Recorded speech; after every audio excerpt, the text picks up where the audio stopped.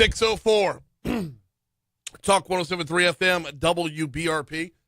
Mornings with Brian Haldane, off and running. Brian here with you, John LaBeouf producing. Starting you off at 36 degrees in downtown Baton Rouge, bringing you a jam-packed Friday show. We're getting you ready for the weekend. We're getting you ready for the Louisiana Marathon. We're getting you ready for next week. We're getting you ready for inauguration. We're getting you ready for finding a new place to scroll because TikTok's going away. Or is it? Oh, we got a busy show for you this morning, and we will give you the rundown in just a little bit. Let's start off, though. Top stories and trending. Let's get it.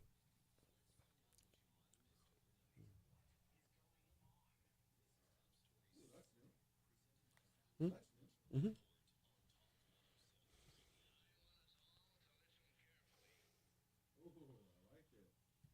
Number 5.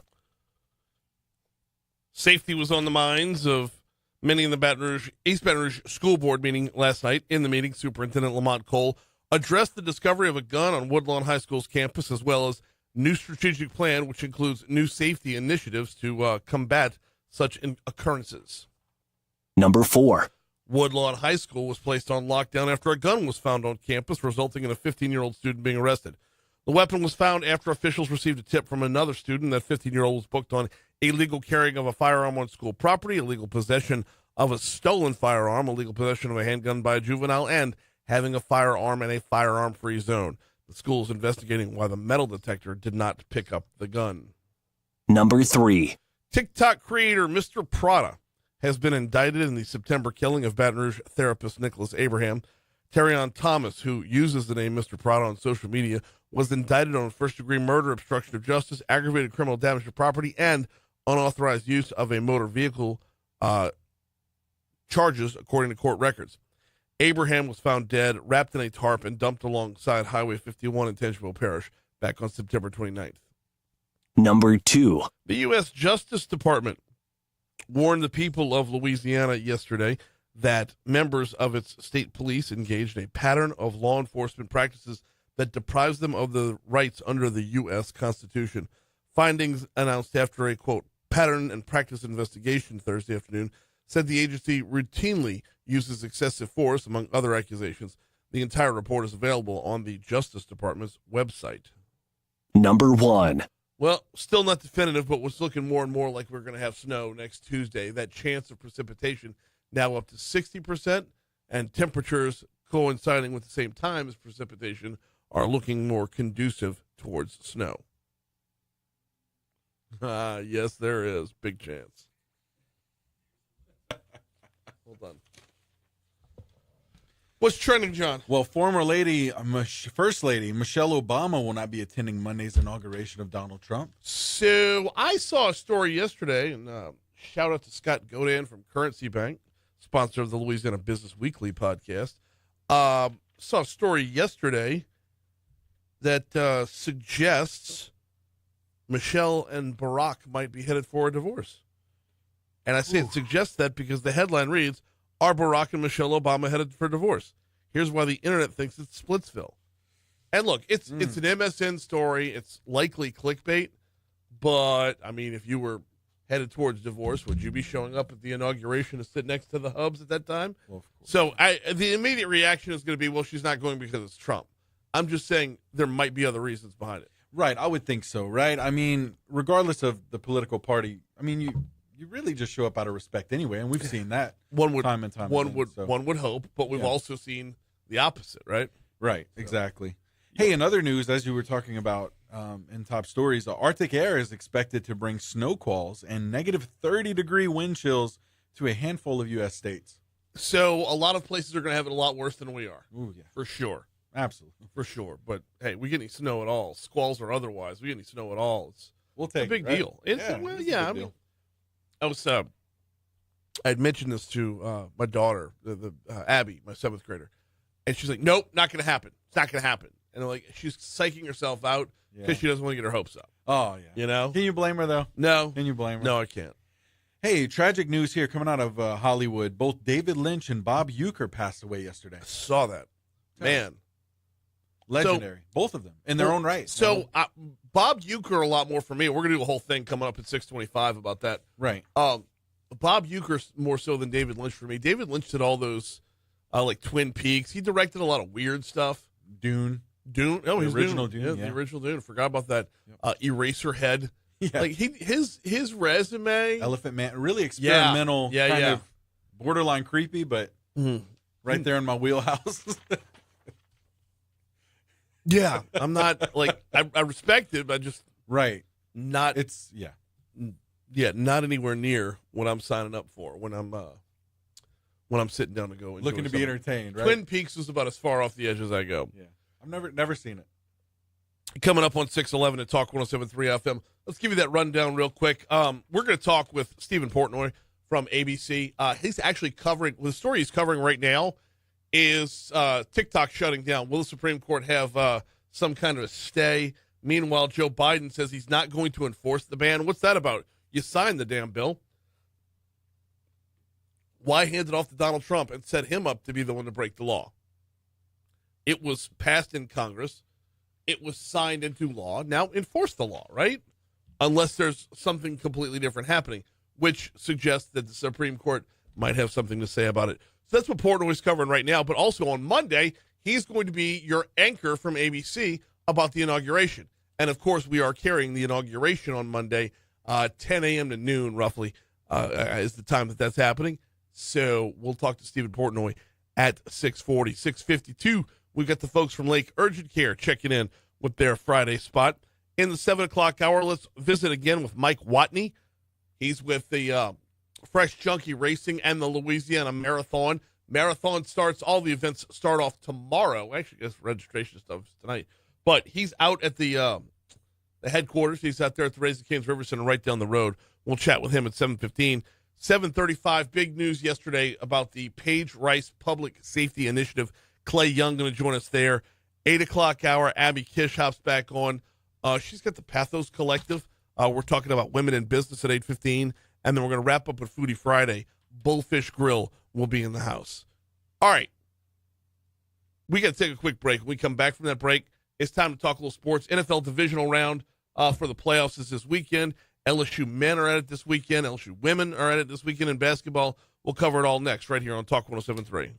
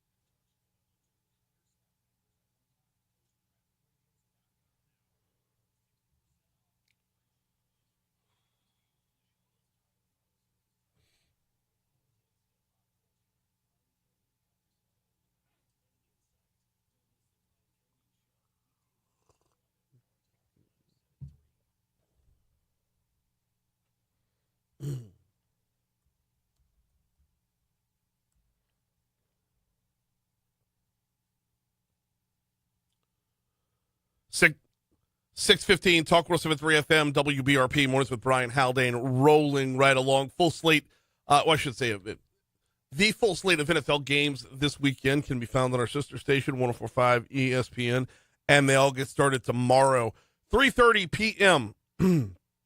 Texans at the Chiefs. Texans come into the game at 10-7 overall. The Chiefs are 15-2. Chiefs, of course, coming off that bye weekend in the wild card round as they, very few do it better than the Chiefs these days, right? But it's Chiefs are more than a touchdown favorite in this game. It's supposed to be cold, like mid-20s type of cold for that AFC divisional round game. That's at 3:30. 7 o'clock gives you Washington at Detroit, Commanders at the Lions. Man, I tell you, the Lions, of course, are favored in the game. And it's been a fun ride following former LSU quarterback Jaden Daniels for his rookie season. Peyton Manning sounded off on that and how he's looking so far. He's been awesome. He and Kingsbury, once again, kind of an early connection. Sometimes it can take a minute for a quarterback and a coordinator to get on the same page. I think Washington was very adamant about drafting Jaden Daniels. Adam Peters used to be in Denver. I could just tell early on that is who they wanted. That's who they coveted. They got him. And you can just tell Jaden and Cliff kind of hit the ground running. I think the system just fit Jaden. You could tell he picked it up fast. He was playing fast. As a quarterback, Kevin, playing fast, not having to think about, okay, where is my second? I remember my rookie year, like I was just praying that the first read was going to be open because I wasn't sure where the second and third reads were. And that's a bad feeling as a quarterback. You can tell Jaden he's got it. He knows it. Peyton Manning appearing on the This Is Football show on the NFL Network. Sunday's games bring us 2 p.m. kickoff. Rams will be at the Eagles. Eagles obviously heavily favored there at 14-3. Rams coming in at 10-7. And then the big matchup of the weekend, the one that everybody's talking about, Baltimore will be at Buffalo. Ravens at Bills. And, 18 degrees projected temperature at kickoff for that one. Moving from the NFL over to college basketball, it'll be a Saturday night tip-off in College Station for Matt McMahon and his LSU Tigers. 12-5 overall, 1-3 in conference play. They will go to number 11 in the nation, Texas A&M, who is 13-4 overall, 2-2 in SEC play. Like we said, this game will tip off at 7:30. Pre-game will begin at 7 o'clock, right down the hall on our sister station, Eagle 98.1. Fast forward from Saturday night to Sunday at noon, and right here on Talk 107.3 FM, you will find the LSU women's basketball team. Kim Mulkey and her Tigers are on the road again. Number 5 LSU will be at Florida. LSU, of course, going into this game at 19-0, 4-0 in conference play. Florida 11-8, 2-3 in conference play. So Coach Mulkey looking to keep that unblemished record alive on Sunday. We got the Fox Business Report coming up in just 1 minute. I do need to remind you about the folks over at P.F. Chang's. If you don't have your lunch plans ready just yet, might I recommend P.F. Chang's. They're right there in Town Center off Corporate Boulevard. Look for the giant golden horse out front. It is per the website, a nod to an Asian culinary tradition. Talking about the golden feast, that is. Fried chicken and bubbles. All new fried chicken menu inspired by South Korea's celebration of the season's first snowfall, which marks a cultural moment symbolizing renewal, romance, and connection. You can either get the full chicken, full pieces of chicken, or in the little popcorn bites. If you go for the popcorn bites, I highly recommend asking for that flight of sauces. They give you 4 different sauces, ranging in heat and sweet levels across the board. It is fantastic. It is P.F. Chang's. Of course, they've got their normal menu there as well. In Town Center, off Corporate Boulevard, look for the Golden Horse.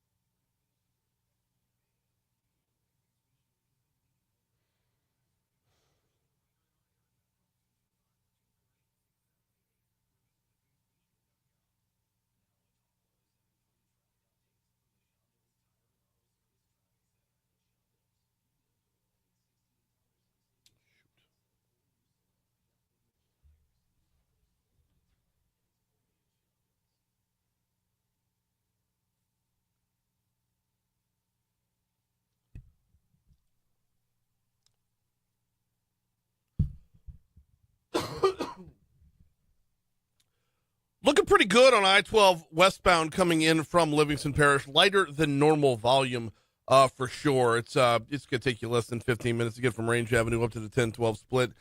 Over on I-10 westbound coming in from Ascension Parish. Same story. We're looking good out there as well. 10 eastbound coming in from West Baton Rouge is good, as well as I-110. Both bridges are wide open too.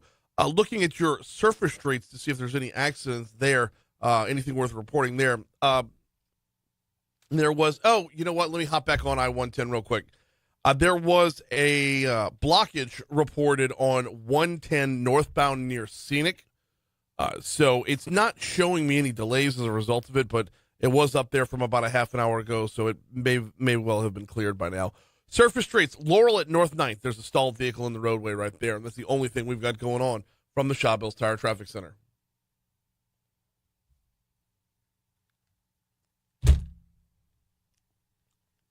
Since your bumper here.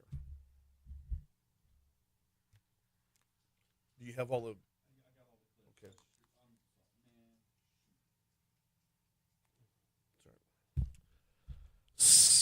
It's 6:25 at Talk 107.3 FM, WBRP, holding at 36 degrees in downtown Baton Rouge.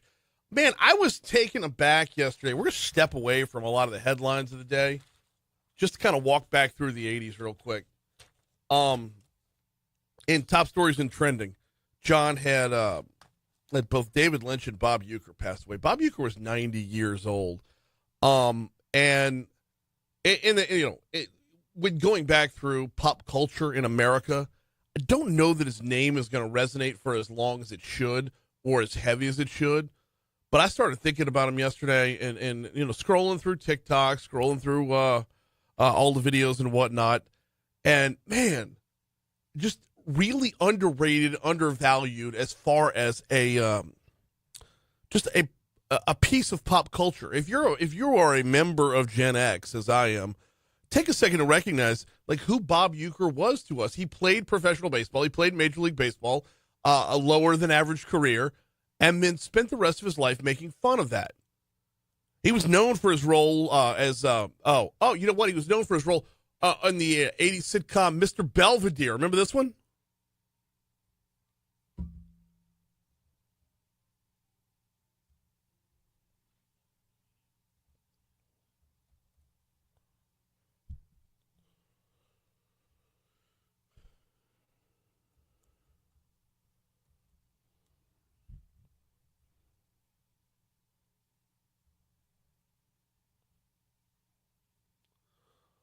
What an absolutely terrible show that was.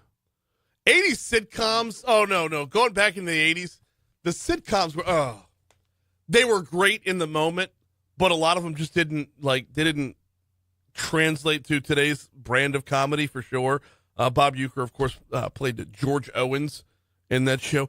That show lasted 118 episodes. Really? So this was kind of a blast from the past, almost like a forgotten piece of my childhood here. And I'm like, when I saw the opening, it was like, wait, my grandparents were watching this. And it just kind of clicked. Like, oh, now. Yeah. Christopher Really cool Hewitt stuff. played Mr. Belvedere. But Bob Uecker was really, it was all about Mr. Belvedere, but Uecker was the star of the show. He was the funny one on that one. Right. And then, of course, all through the 80s, you had the Miller Lite commercials. I must be in the front row.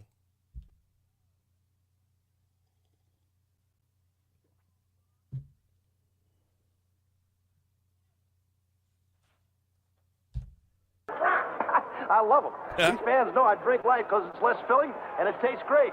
Good seats, huh? You're in the wrong seat, buddy. Come on. Oh, I must be in the front row. Come on. Light beer from Miller. Everything you always wanted in a beer, and less.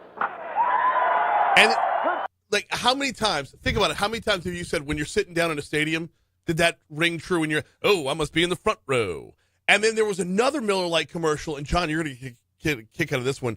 Play that. We've only got the audio, so you're not going to see see the face of the other person in here. But with Bob Uecker in the bar. One of my bigger days. Let me buy a beer. Sure. These fans, I love them. When I came in, they didn't recognize me at first, but then when I told them who I was, next thing you know, they're buying me my favorite beer, light beer from Miller. They know us ex-big leaguers drink light because it's got a third less calories than their regular beer. It's less filling, and it tastes great. Thanks. Hey, it's a pleasure to buy a beer for a great pitcher like Whitey Ford. So I lied. All right. Light beer from Miller. Everything you always wanted in a beer. So the Whitey Ford part is funny, but look who that is. John Goodman. John Goodman in the Miller Lite commercial back in the 80s. And then, of course, fast forward, if you're talking about Bob Uecker on screen, you're probably talking about him as Harry Doyle. Vaughn into the windup in his first offering. Just a bit outside. He tried the corner and missed. Ball 4. Ball 8. Low, and Vaughn has walked the bases loaded on 12 straight pitches. It's probably the only cut we can have from that movie without having to edit any curse words out. Major league. But he was that perfect cross-section of sports, entertainment, and broadcasting.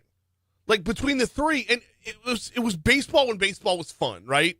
It was not baseball of today. It was sports when it was not NIL, and, well, that's on the college level, but $150, $200 million contracts. It was TV when TV was lighthearted. It was everything that Bob Uecker was about, with that whole spanning the whole. Where's our entertainment right now? Where is that lightheartedness? Where was that just pure driven fun? The joy that he was. Bob Uecker passes away at 90 years old. Here comes news.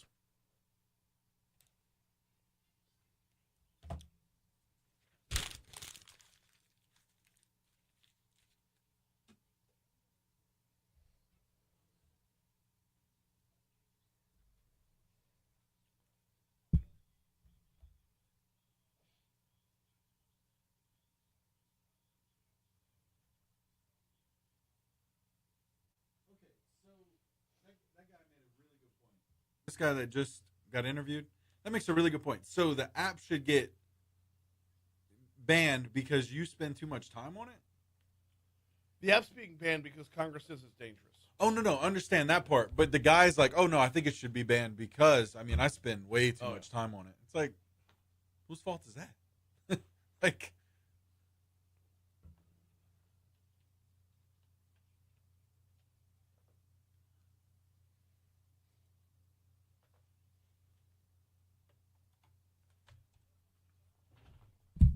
Good morning, Christy. Welcome in, Boo.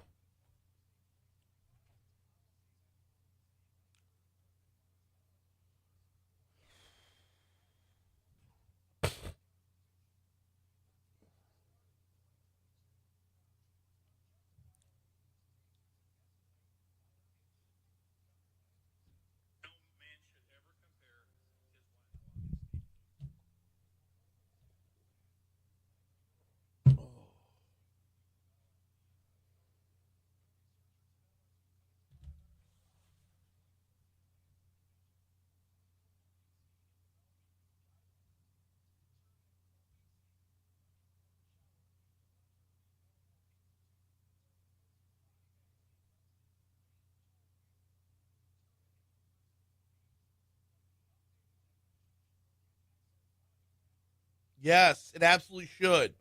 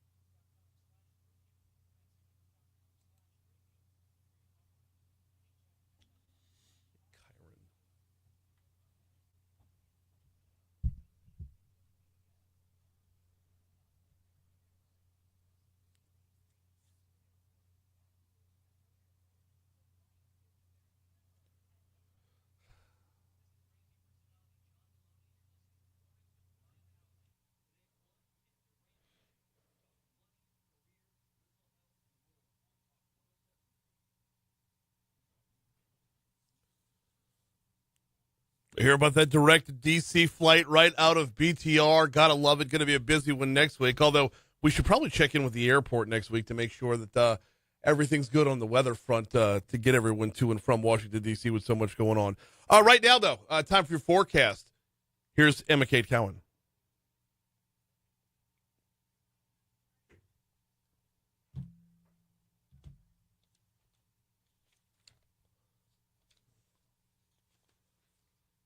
Would I sound like an a-hole if I asked her to stop saying happy? It doesn't resonate at all. Is happy Wednesday, happy Thursday, happy Friday, happy Monday, happy Tuesday. It's like I don't just cut to it, sweetheart. Let's just go. I don't need the rest of it. Brian, he's like, I don't want to be happy what? Happy what? Happy Wednesday? I mean, if it were just on Friday and it's like, the weekend's here, right. It'd be different. But it's every, yeah. Happy Monday.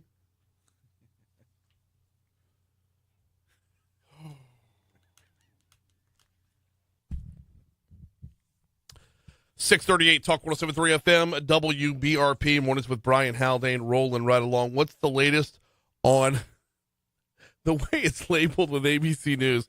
TikTok Death Watch. I like that. Stephen Portnoy, ABC national news correspondent, going to join us to talk about it. In just 2 minutes from right now, we will get the latest from ABC about whether or not TikTok goes away after Sunday. Before we get you to Stephen Portnoy, though, it is carnival time, and Mathern's is here for you 100% of the way through. If you're on your way to work this morning and your commute takes you up Nicholson, right past Tiger Stadium, swing into the Nicholson Gateway Shopping Center, stop in and grab yourself a king cake. It is Friday. That's what we do, well, not just Friday, but throughout the week during carnival time, right? You bring a king cake into the office and everybody goes through the whole song and dance. Oh, I hate you. I'm going to eat so much. And then they do. They do eat so much. It's a rare day to not have a king cake in this building during Mardi Gras season. And Mathern's has got you covered. Whether you like it traditional with just, the cinnamon flavor, or whether you like it stuffed with the cream cheese or the strawberry or the praline or the Bavarian cream, whatever you like it stuffed with, filled with, they've got you covered there. And if you want to get all fancy, they got that too. They got the Cookie Monster cake. They got the wedding cake one. Unbelievable stuff. And I believe, if I'm not mistaken, there's a gluten-free option too. Mathern's has got you covered on that front. Now, fast forward past the king cakes, and it's time for the your different Mardi Gras balls. If your ball requires you to bring food to your table, they've got you covered there too. Catering trays available at Mathern's.com. Don't just get your regular old sandwich tray. I mean, you can. They've got that. But step it up a notch. I'd go boudin balls. Boudin balls would be the recommendation on that front. And then, of course, once it's parade time, they are downtown, nestled in between 3rd and 4th Street. In fact, that 4th Street entrance backs up to the parade route. If you're downtown, that 4th Street entrance will take you right out the parking lot. Parade passes right by there. So if you didn't bring enough cold beers with you, they got you covered. If the kids want some snacks, they got you covered. They're right there on the route downtown. It's Mathern's. Got you covered all the way through carnival season. Now, will you be watching clips of people's parade-going activities on TikTok? Looking kind of shady. Looking kind of shaky, I should say. Joining us now from ABC News, national news correspondent Stephen Portnoy with us. What's the latest? How are you this morning, Stephen? Hey, good morning to you. Good morning. What the TikTok? It's labeled TikTok Death Watch. What are we looking at right now? What's the latest? Yeah, lots of moving parts. I mean, look, we have Congress appearing to indicate that it regrets having passed a law last year with bipartisan majorities that gave TikTok until January 19th to find a non-Chinese buyer. Mm-hmm. And now there are bipartisan calls to give TikTok more time to find a buyer. One of those people who's making that call is Republican President-elect Donald Trump. Yes. Nevertheless, Tom Cotton, the Republican senator from Arkansas this week, blocked a Democratic-led effort to give the company more time. He's pointing to the risks posed by continued Chinese ownership of this immensely popular app. Those risks involve the risk of surveillance by the Chinese government on young people who, according to Brett Kavanaugh, he worries, the justice worries. He openly expressed this concern at last week's oral argument, that America's young people today are the CIA and FBI officers of tomorrow. and that the Chinese government can keep dossiers on each of them and follow their personal lives and perhaps subject them to blackmail or turning them as spies. And then you have, that's what Brett Kavanaugh said last week. Yeah. And then you have this concern that TikTok's algorithm could be used to force certain messages into the minds of its users, because that's what it is you're watching the videos, and who decides what videos you see? Well, it's this algorithm. Who controls the algorithm? And the fear is, as long as the Chinese do, that the app will be used as a tool to influence America's political conversation.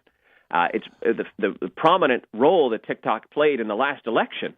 That is its best argument in the ears of people like Donald Trump, who has posted data of how popular he is, how much more popular he is than Beyonce and Taylor Swift on that app, and certainly more popular than Kamala Harris was. Yeah. So he asks, why should he ban TikTok? Well, again, there's those national security concerns. Look, the divestiture law that Congress passed offers the president the opportunity for a one-time 90-day extension. But the law, as dense as it is quite clear to me, having read it. The extension can only be granted if there's a sale already in the works and the papers have been signed. That's what the law says. And yet, there's a lot of speculation that somehow President-elect Trump is going to sign some sort of executive order that disregards Congress's intent when it passed the law, that says, well, maybe never mind for now. Let's try to work something out for now. I will say what is interesting is the extent to which some members of Congress have recognized that they've painted themselves into a corner here. Yeah. And the company is lobbying intensely. They hired Kellyanne Conway to advocate for them, and they're throwing a big party here in Washington, D.C. over the weekend to celebrate Donald Trump's inauguration. And on Monday, the CEO of this company is going to be right up there alongside the elected leaders in the American government as they all celebrate the turning of the chapter of American history. The CEO of TikTok will be right there. But the CEO isn't Chinese, though. The CEO is from Singapore. Right. I don't know what his we learned that. We learned that one during the hearings really, really well, kind of on repeat as it was. We got Stephen Portnoy with us from ABC News. Talk about the clock is ticking on TikTok. Stephen, the ban is supposed to go into effect on Sunday, correct? The ban goes into effect 270 days after the law was enacted. It happens to be a coincidence that it's this January 19th. I don't think there was any stated intent that this law take effect the last day of Biden's presidency. Right. And by the way, that's one of the reasons why the Biden White House is saying, look, we're not going to go into court on Sunday, which is the weekend, or Monday, which is a federal holiday, to seek civil penalties, which is what the law allows the Justice Department to do. So essentially the Biden administration is saying hands off, and they want you to know they're taking hands off because they don't want the TikTok ban to be one of the defining features of Joe Biden's presidency. Everyone here seems to be aware of the fact that young people under the age of, let's say, 50 are obsessed with this app. And nobody wants to take ownership for its ban. Yeah. Well, but at the same time, though, this same president inked his name to the bill. He signed into the law. Not only that, his Justice Department wrote it. Right. Like I said, Washington seems to have painted itself into a corner here. Well, and the fact that they can acknowledge that, I guess, is one step in the right direction for sure. Well, but nobody's acknowledging that. I'm just stating it as my own analysis. Very, very true. We're talking with Stephen Portnoy for just another minute or two about the TikTok potential ban. What happens if they just don't? What happens if they ignore the law as it's written? And I'm talking about the Trump administration. I'll tell you what will happen. You'll have a very intense conversation in the boardrooms of companies like Apple and Google as to whether the company ought to expose itself to the legal liability here, because the text of the law is plain. A $5,000 per user civil penalty is what Congress has decided ought to be the price that these companies should pay. Do the math. TikTok says it's 170 million users. Well, Pew data indicates it's not really half the country that's on this app, but maybe about a third. So let's just say it's 100 million. What's 100 million times 5,000? Alexa or Siri, I don't know. But it's a lot of money. And in the billions, you can understand why the general counsels of these companies might say, it's one thing to hear, the president of the United States say, maybe we'll look the other way. I have a soft spot in my heart. What are the actual exposures that these companies will face legally and financially? Last thing before we get you out of here. But before we've got two things before we get you out of here. Very quickly is handicap this for me. If you're leaning more towards the ban does go into effect than not? Oh, I'm not making any predictions. I just want people to understand that there's no ability that I'm aware of for the president to snap his fingers and say, never mind. The Congress has spoken. We have divided power in this country, and the Congress has already passed the law. Sitting president has signed it, and now it's gone before the Supreme Court for review. It's possible at 10 o'clock this morning that the Supreme Court will grant some sort of reprieve. They have that power. Yes. They've been asked to do it, not just by TikTok, but also by the incoming president. But what would be the basis for that delay, and what was the intent? You know, this whole argument has been that ByteDance can't be sold because the Chinese government won't allow it to be sold because why? Maybe they want that power, the power to influence American politics and surveil. That's what opponents of TikTok are pointing to. And yet, everybody on the app loves it. Nobody wants to see it go. Same on this end as well, but the law is the law. Last thing before we get you out here, and I greatly appreciate you sticking on for a couple extra minutes here, and that is you geared up for Monday. You ready? We're carrying ABC's coverage of the inauguration, and you're running play-by-play. Yeah, you bet. It's an honor. Listen, as it happens, and I'm a broadcast historian, it's the 100th anniversary of inaugurations being heard on radio. So wow. It's a grand tradition that we're proud to carry forward. Inaugurations are the American right of renewal. And a new chapter of American history begins on Monday, and I look forward to sharing it with you. Absolutely. We're looking forward to it as well. Good luck on the call on Monday, and, of course, stay warm next week. Stephen Portnoy from ABC. We'll talk to you soon. You bet. Later. Quick break. Coming back, we got Lake Urgent Care next. We're going to have to miss Your Money Now altogether. I had to squeeze in the inauguration plug as well. So. Oh,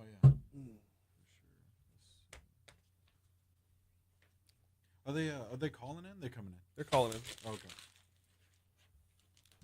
Supposed to be.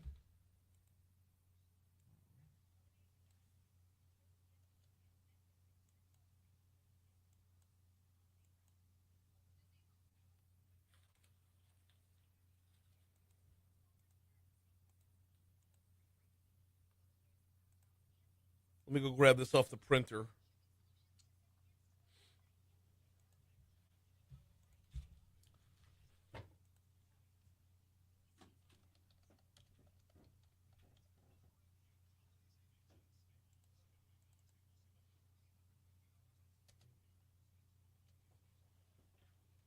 Studio.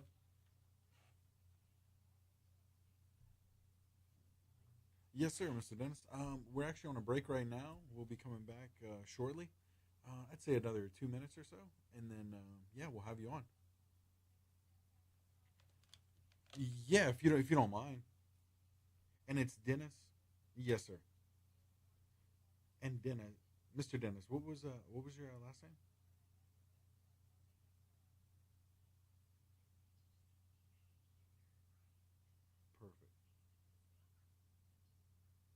Yes, sir. I believe so. All right. Thank you so much. And you want to call back, or do you want to hold? All right, sir. Thank you.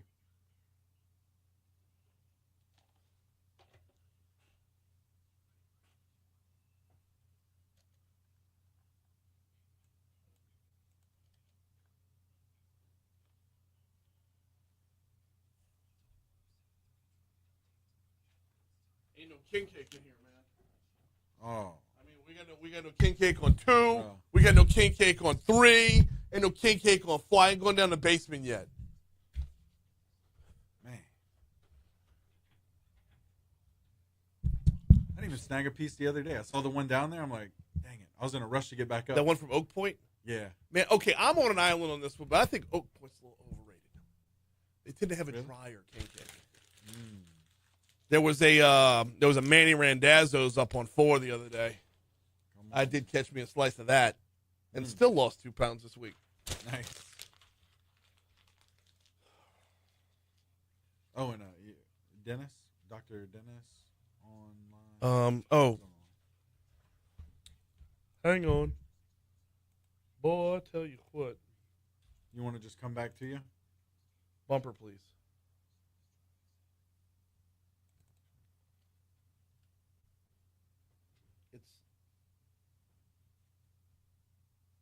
Dennis Taylor? Dennis Taylor? Yes. Okay. I'm in the wrong. There we go. All right. Kick off the new year with a stronger team. We're talking Total Occupational Medicine and Lake Urgent Care as your partners in keeping employees healthy and workplaces thriving. From drug screenings to work-related injury care, they've got you covered with multiple convenient locations across Baton Rouge. Joining us today is their Vice President of Occupational Health. That'd be Dr. Dennis Taylor. Dr. Taylor, good morning. Welcome to Talk 107.3. How you doing this morning? Good morning. I'd love to take the credit as a doctor, but I'm just a business guy. But I'll take it. My apologies. I was reading right through that, and you know what? I added the doctor on there. All right. That's on me. I'll take it, though, man. It makes me feel good this morning. Appreciate it. Let's talk a little bit about occupational medicine and total occupational health. What do we got going on here? What brought this to light? Yeah, I mean, we've been at it for a while now, 25 years plus. We are the trusted provider in occupational health services. We're going to service businesses of all sizes in the Baton Rouge, Livingston, Ascension, and surrounding areas.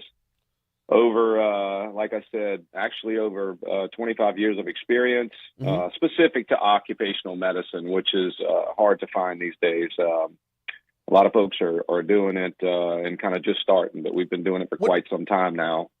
How do we define occupational medicine? Occupational medicine is basically employee health services, and our goal is to improve the workplace safety and productivity. So anything from pre-employment physicals and pre-employment drug screen substance testing, fit for duty testing, and then, of course, workers' compensation. So you get hurt on the job, we're your place. This being the beginning of the year, obviously this is the right time to be having this conversation. So how can Total Occupational Medicine assist businesses in helping their employees settle into new roles at the start of the year? Well, we have a comprehensive onboarding support, which includes the pre-employment and annual physicals, as I mentioned before, TB testing, and then substance testing, which includes drug, alcohol, hair testing, to get your folks screened before the hiring or during the hiring process. And the services are designed to help employers, of course, meet the compliance standards and ensure a healthy workforce and a safe workforce. What goes into that approach? How does your team, approach managing those work-related injuries for local businesses? There's a lot. We have direct referral systems to ensure seamless access to care for the employees.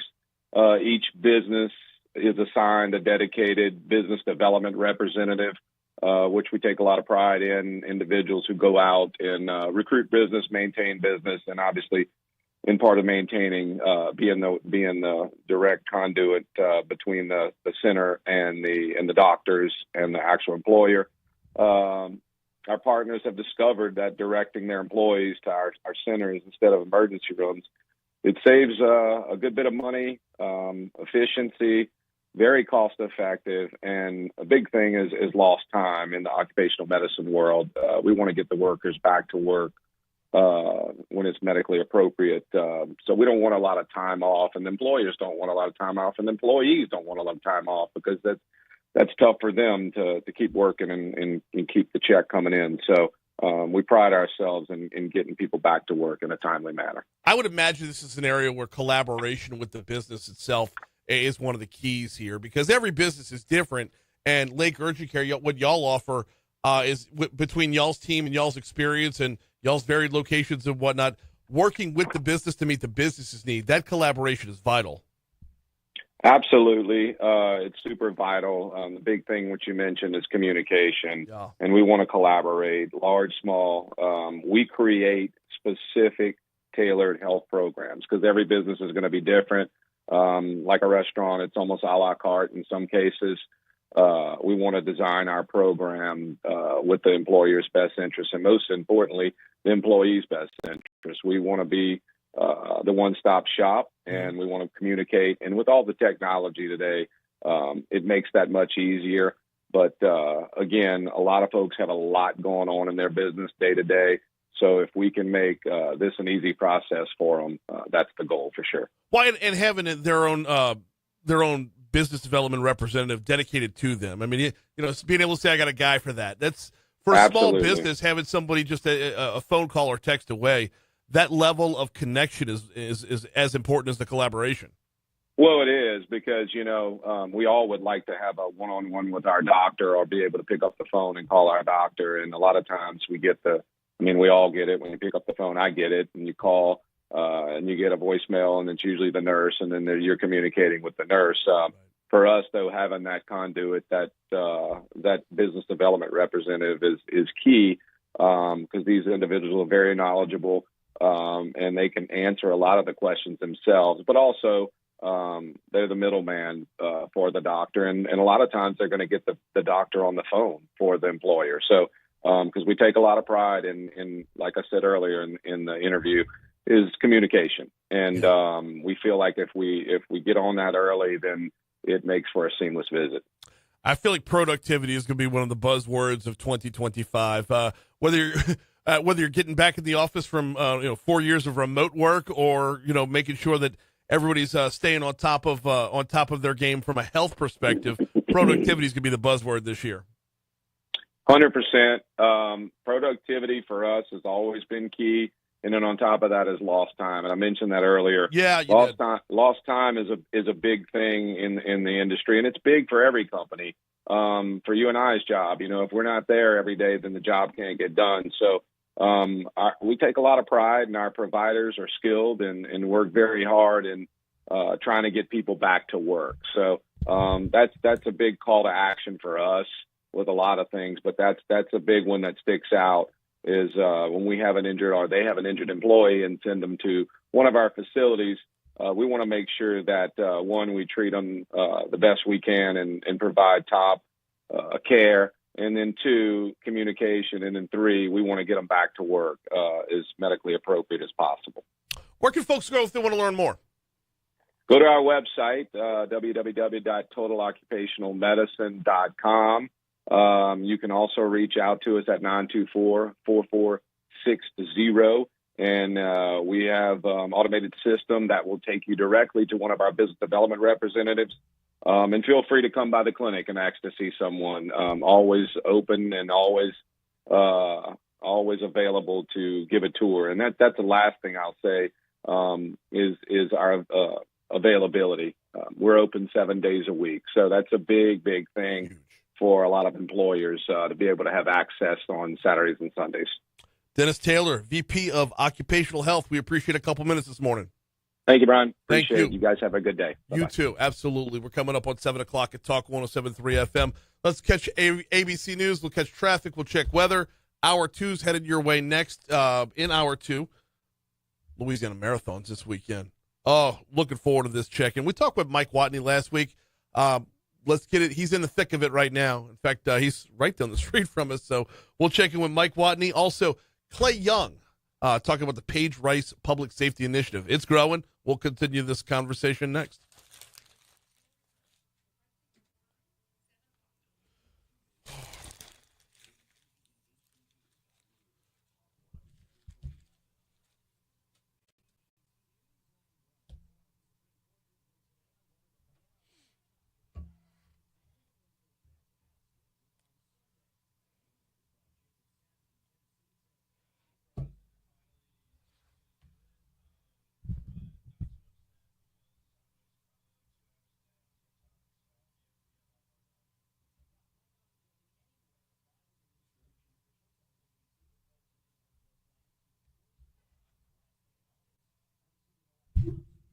But you signed the damn thing. Like,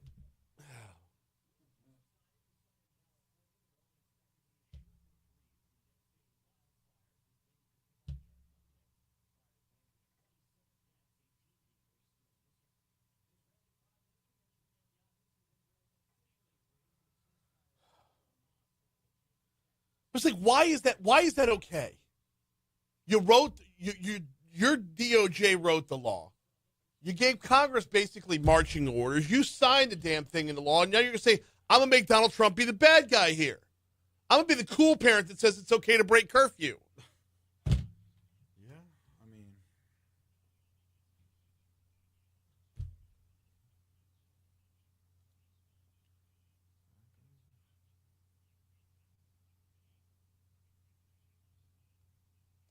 Huh?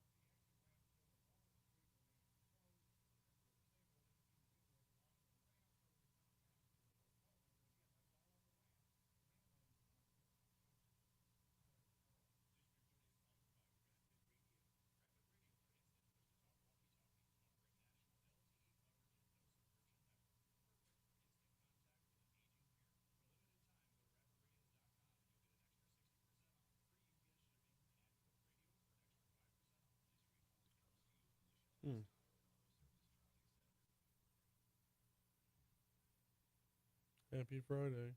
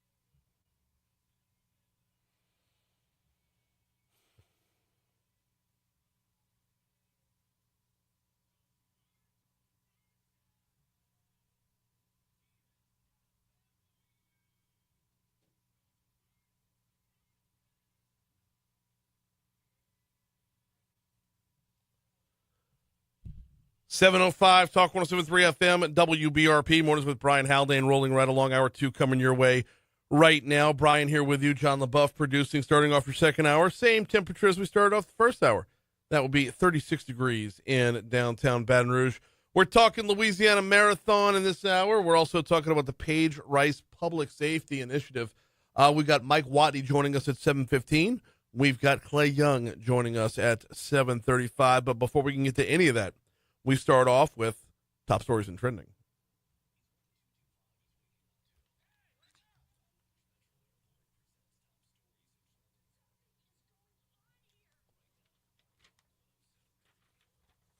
Number 5. I don't know if I'm vibing with it yet, man. I like the new. I don't know. I'm kind of on board. It's different. That's not an airport pun, by the way. FlyBTR.com if you want to learn more about that direct flight to Washington, D.C.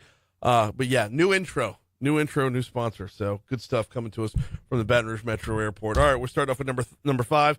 3 scientists from Pennington Biomedical Research Center are joining a global commission dedicated to generating a new way of diagnosing obesity. According to Pennington, the commission of more than 50 worldwide experts held events yesterday around the globe to publish the first ever definition of clinical obesity. One of those launch events was right here in Baton Rouge, serving as the satellite site for North America. They're adding other factors other than just BMI, and that's a good thing.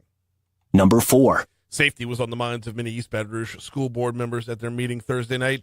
In the meeting, Superintendent Lamont Cole addressed the discovery of a gun on Woodlawn High School's campus, as well as their new strategic plan, which would include new safety initiatives. Number 3. Speaking of Woodlawn High School, it was placed on lockdown after a gun was found on campus, resulting in a 15-year-old student being arrested. The weapon was found after officials received a tip from another student. The 15-year-old was booked on a number of different charges. The school is investigating why the metal detector didn't pick up on the gun.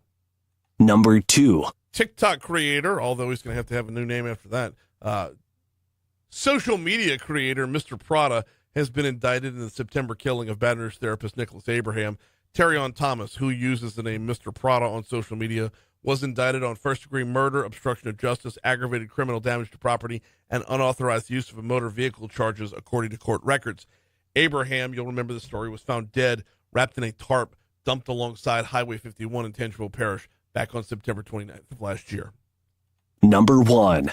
The U.S. Justice Department warned the people of Louisiana yesterday that members of the LSP, state police, engage in a pattern of law enforcement practices that deprives them of their rights under the U.S. Constitution.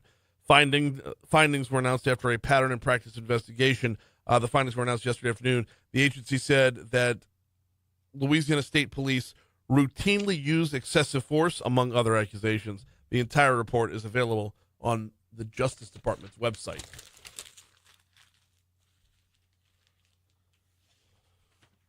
What's trending, John? Well, former First Lady Michelle Obama will not be attending Monday's inauguration of Donald Trump. So the knee-jerk reaction would be that that's about Donald Trump. But and shout out to our good buddy Scott Godin, who he sent me a link to an article yesterday.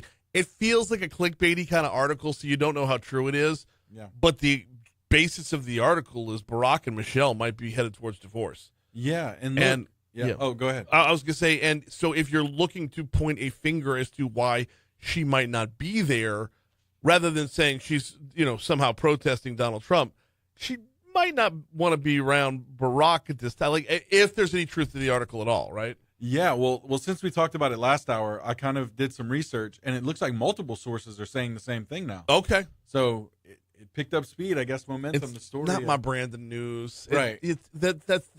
They are no longer in the White House. They are into their private life now. I'm more than happy to grant them that privacy. Yeah, it does not affect my day at all as to whether or not Barack and Michelle stay married. No. Oh man. Hey, speaking of in other news, Arctic air is expected to bring snow squalls and negative 30-degree wind chills to a handful of U.S. states. So negative 30. Negative 30. Goodness. I mean, we're looking at the potential of snow. Our potential for snow keeps increasing hour by hour. We're up to about 60% now, sometime through Tuesday. We'll actually have more on that later on this hour. But man, negative 30. Negative 30. That's a Jake Gyllenhaal movie right there. Oof, man. What else you got? Both David Lynch and Bob Uecker passed away yesterday. We talked about Bob Uecker last hour a good bit. You're a David Lynch fan. Not as much as one would think, but I've seen several of his movies. Yeah, he's a weird cat, dude. Yeah, a little bit. Yeah, it's just what a day, man. You kind of getting hit with the news this morning. It's like, oh man. Yeah, I know. It's terrible. I know. That's like him too. No.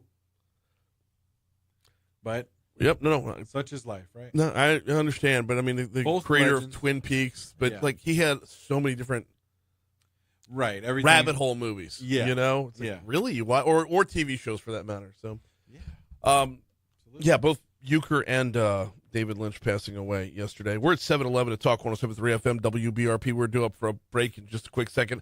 I do need to remind you about the folks over at Vex European. You'll find them online at VexEuropean.com. That's with a V as in Vinny. VexEuropean.com. Who needs to know about Vex European? Well, if you drive a European vehicle, you need to know. You made an investment into your car. You made an investment that you need performance and longevity. That's what we're talking about here, right? You want to keep that bad boy running for as long as possible, as well as possible. That's what Vinny and his team do over at VexEuropean.com. Hop on the website, hit the little drop-down tab where it says vehicles.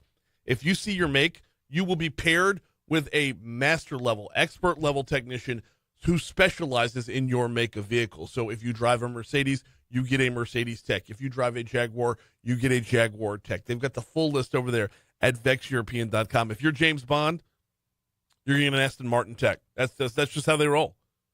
They're on Benefit Drive, kind of in the back part of Industriplex, but I would start with the website, fill out the little form, get to know the folks over at VexEuropean.com. They will get to know you as well, and more importantly, they'll get to know your car to make sure you're getting the most out of your European vehicle with VexEuropean.com.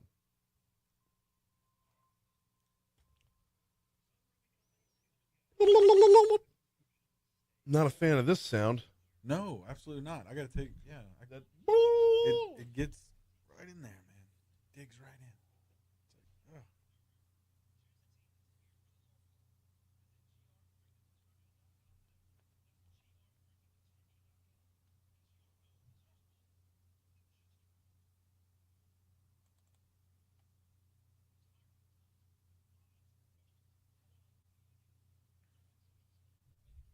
So he'll be next guest calling in? Yeah, he should be. Okay.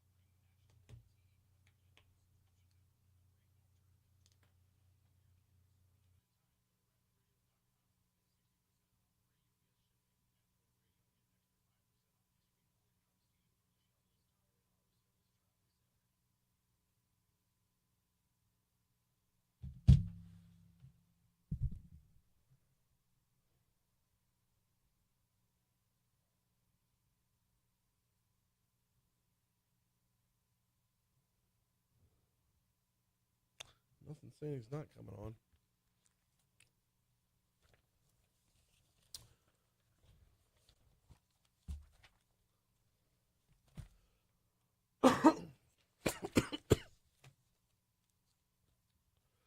Busy week next week. Talk 107.3 is heading back to our nation's capital to celebrate Washington Mardi Gras.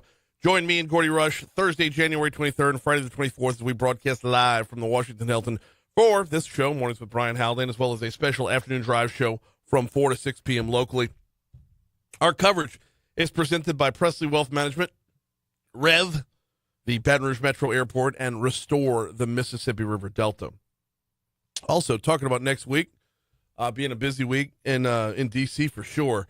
This coming Monday at 10 a.m., tune in to Talk 107.3 FM for live coverage from ABC News Radio of President Donald Trump's inauguration as the 47th President of the United States. Be part of history in the making, only on Talk 107.3 FM. We talked with Stephen Portnoy last hour. He'll be on the call for that one, running, I know it's talking sports, but he's running play-by-play on the inauguration, which is the 100th anniversary of the first inauguration to be broadcast. All right, joining us right now from the Louisiana Marathon. Before we get to the busy week next week, we've got a busy weekend this weekend. We got Mike Wattigny back on the phone with the Marathon. How's it going, Mike? Doing fantastic. Thanks so much for having me here. No, glad to have you on. Glad to continue this conversation. I do kind of want to reset the whole thing to walk everybody through everything going on this weekend before we get into where you're at right now.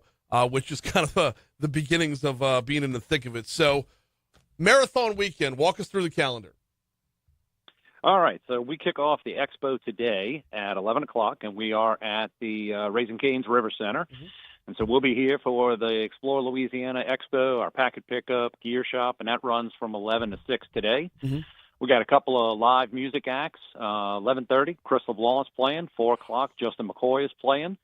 So lots of stuff to hear and immerse themselves in when they come by for today's expo. Mm-hmm. And then tomorrow, we've got the 5K and the quarter marathon, and those will start at 8 a.m. right in front of the right on 4th Street, in between the State Library, State Museum, just in the shadow of the State Capitol. Yep. And then 8:30 a.m. we've got the Visit Baton Rouge Finish Fest over there at AZ Young Park, right immediately adjacent to the finish line. And 8:30 to 11:30, we got Pocket Chocolate playing, so more live music. Then the expo opens up again back over here at the River Center, and that runs from 10 a.m. to 5 p.m. tomorrow, and that's just for the Sunday races. Yeah. At 10:15, we've got the Louisiana Blue Kids Marathon, so that'll take place, starts over on 3rd Street, finishes at the finish line right there on 4th Street. And then at 2 p.m. here at the expo, we've got the cutest race of the entire weekend. It's the Birth Center of Baton Rouge Diaper Dash, where babies crawl across the race course to the cheers of mom and dad holding a binky or a stuffed animal. So literally something for every age, going from crawling age all the way up to our Sunday races, where we've got the full and the half marathon at 7 a.m. on Sunday. And then the Visit Baton Rouge Finish Fest kicks off at 9 a.m., and we've got a day full of Louisiana music. So 8:30, we've got the Louisiana Yard Dogs.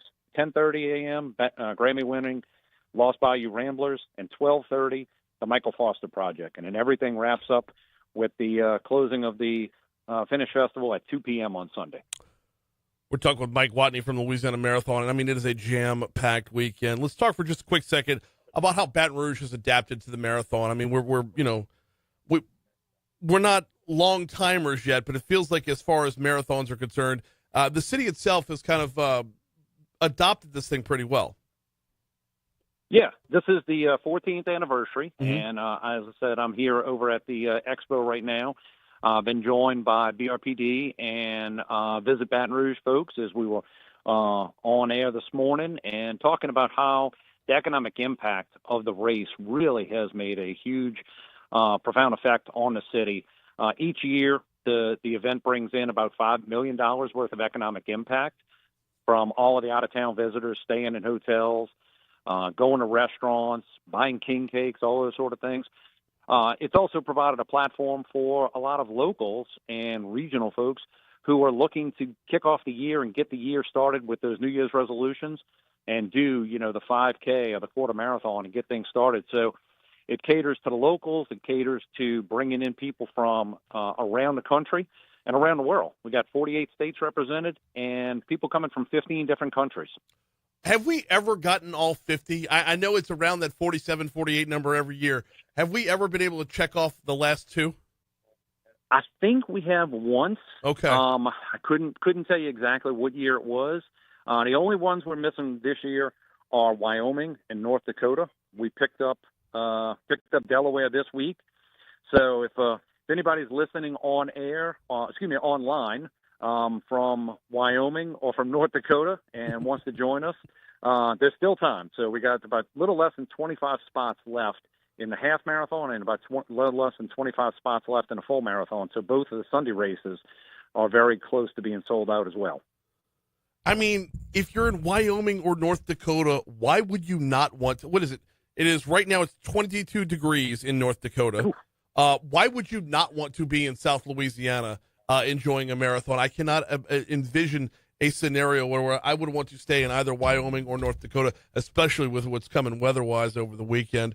I got just a couple minutes left with Mike Wattigny. Let's talk about the route here because it does cover a good chunk of Baton Rouge. Sunday morning's route, that is. Does cover a good chunk of Baton Rouge, and you're talking about the time when a lot of folks are heading to church. Who needs to be on the lookout and where? So the race starts downtown, as we mentioned, right there in the shadow of the state capitol. Heads over North Boulevard, over the park, and then around the LSU Lakes and around campus. So if you are in and around the Mid-City area, City Park, certainly around LSU, be on the lookout for runners. BRPD will have roads controlled, restricted, but they will allow vehicles to pass as they need, as the opportunity presents itself. Race starts on Sunday morning at 7 a.m. So by the time that 8 a.m. rolls around, they'll be, clear of quite a number of those miles in the early part of the race. But if you're around the LSU Lakes or a little bit later on than that, Kleinert, Clay Cuts, going out to Tara, Seven Oaks, those are the areas that you want to be on the lookout for runners. Be on the lookout for BRPD or any of the other police that are helping out with the events, and just take a moment, cheer on the folks. If you're out there in those areas, a lot of folks have taken up the practice of having driveway parties. I mean, nobody can throw a tailgate party like Louisiana, and so come on out, cheer them on, have your neighbors over for some coffee, and then maybe it bleeds over into some more fun beverages as the morning wears on. Give us some times here. Like when the first runner crosses the finish line, average time for that for a marathon for the early runners would be about how long? For the full marathon, we'll anticipate seeing our first marathoner probably around 9:30. But we've got the half marathon that runs simultaneous to it, and we'll see the first half marathoner probably at about 8:05 to 8:10. So a little over an hour and 10 minutes. Hour and 10 minutes for the half marathon. 2 hours and 30 minutes probably for the lead edge of the full marathon. What about the back end of the full marathon? About how long before the last finishers cross the line? We've got a 1 p.m. course cutoff. Okay. So we do have a couple of sections that are, out and backs or loops, and if people haven't stayed on pace and need to be moved up along in the course, we try and make sure everybody has the opportunity to cross the finish line before that 1 p.m. cutoff. And that's not only for their safety, but also for, just being a good neighbor for all the rest of Baton Rouge and making sure that we get the roads reopened as when we promised. You got a busy weekend in front of you. Mike Wattigny with the Louisiana Marathon. I appreciate a couple. Oh, whoa. Finish Fest is open to everybody, right? Finish Fest is open to everybody with the live music. Everybody can be entertained there. The food, the refreshments, obviously for the runners, but you're right there in downtown, so you're more than welcome to bring out some refreshments of your own to partake in and enjoy some of the live music. Again, Saturday from 8:30 to 11:30. Sunday starting at 8:30, running all the way till 2 p.m. He is Mike Wattigny from the Louisiana Marathon. We appreciate a couple minutes this morning, man. I know it's going to be a busy weekend, and good luck to you for another successful marathon. Thank you so much, Brian. Appreciate it. You too, absolutely. It's the half and the full coming your way on Sunday. Of course, all the other shorter races and fun races on Saturday. The swing by the expo, by the way. They got a lot of vendors out there. If you are not an avid runner, it's one of those times where this is what's happening in Baton Rouge. And I love it. The fact that 14 years in, this thing's been on the calendar and has grown every year. Oh, it's also a qualifier for Boston. Forgot to bring that part up when I had Mike on with me. But it's qualifier for Boston. So if you are a marathon runner, this is it's a good one to get in on. But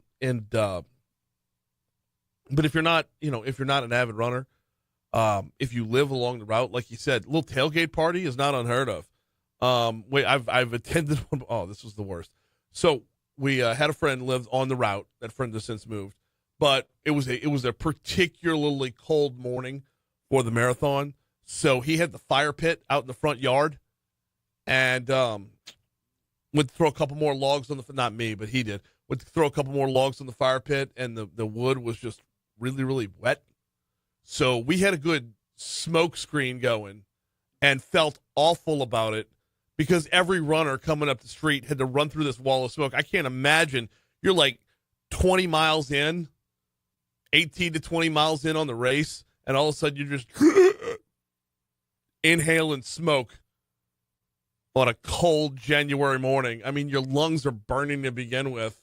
And then we're like, oh, yeah, here you go. You're welcome. Just, suck down that smoke. Awesome. Good stuff.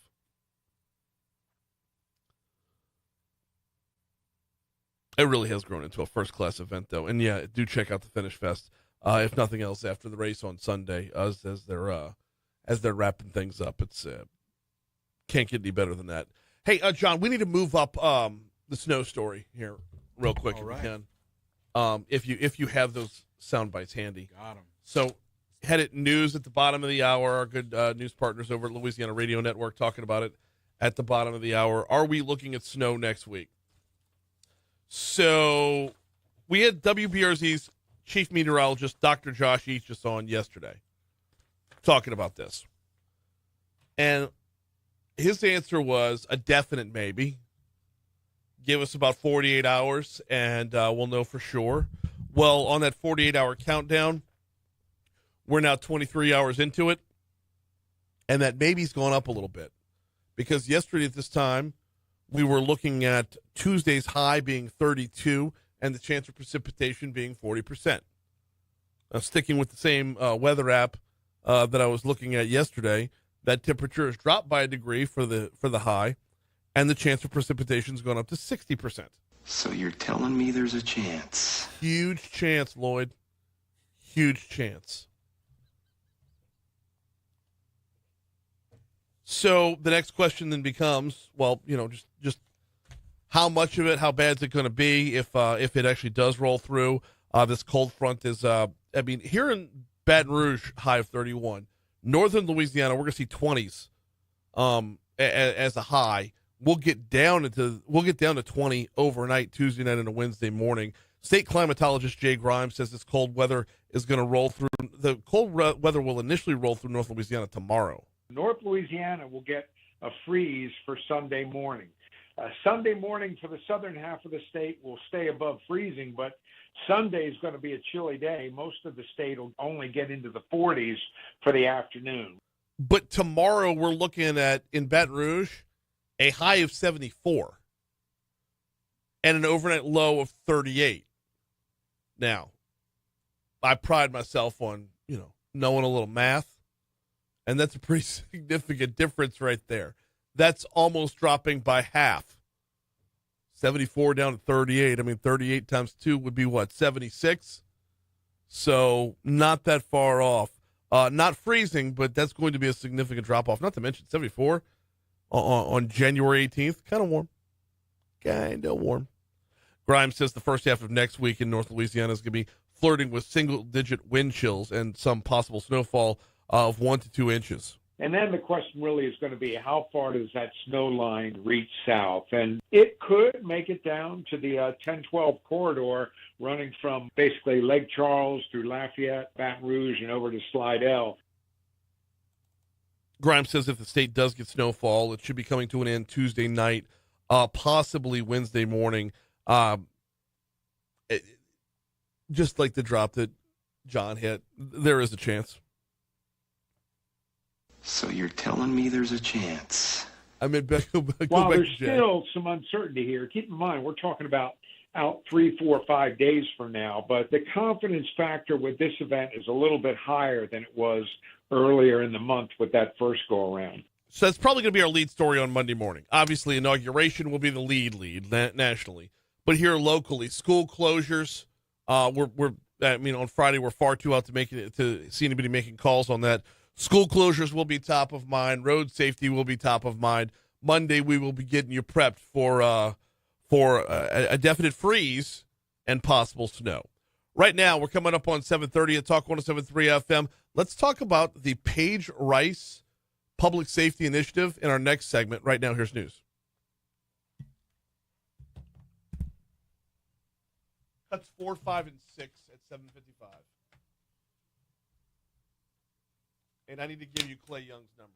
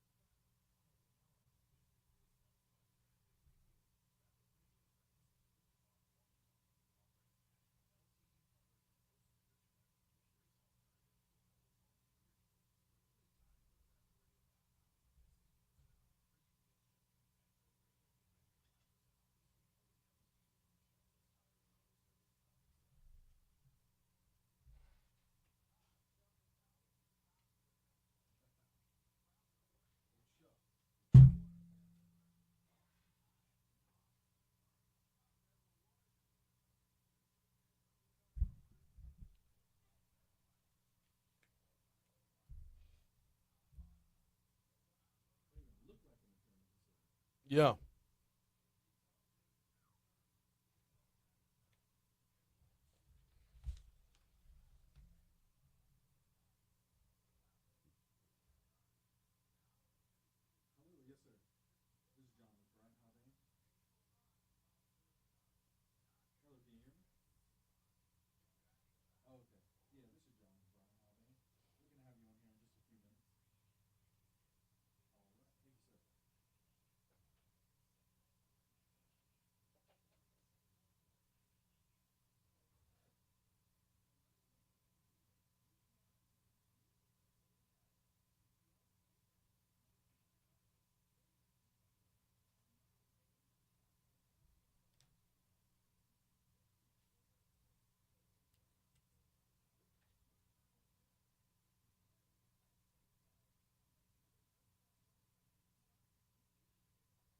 All right, I'm done with this guy.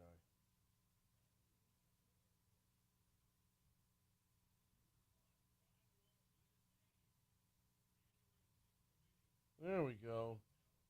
He gone.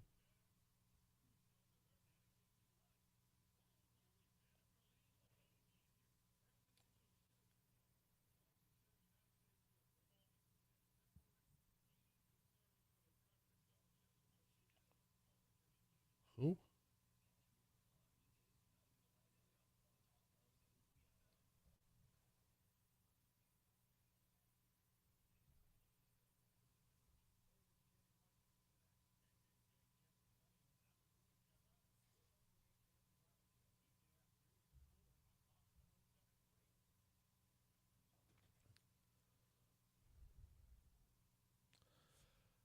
Getting you ready for colder weather on the way. Here with your full forecast is WBRZ meteorologist Emma Kate Cowan.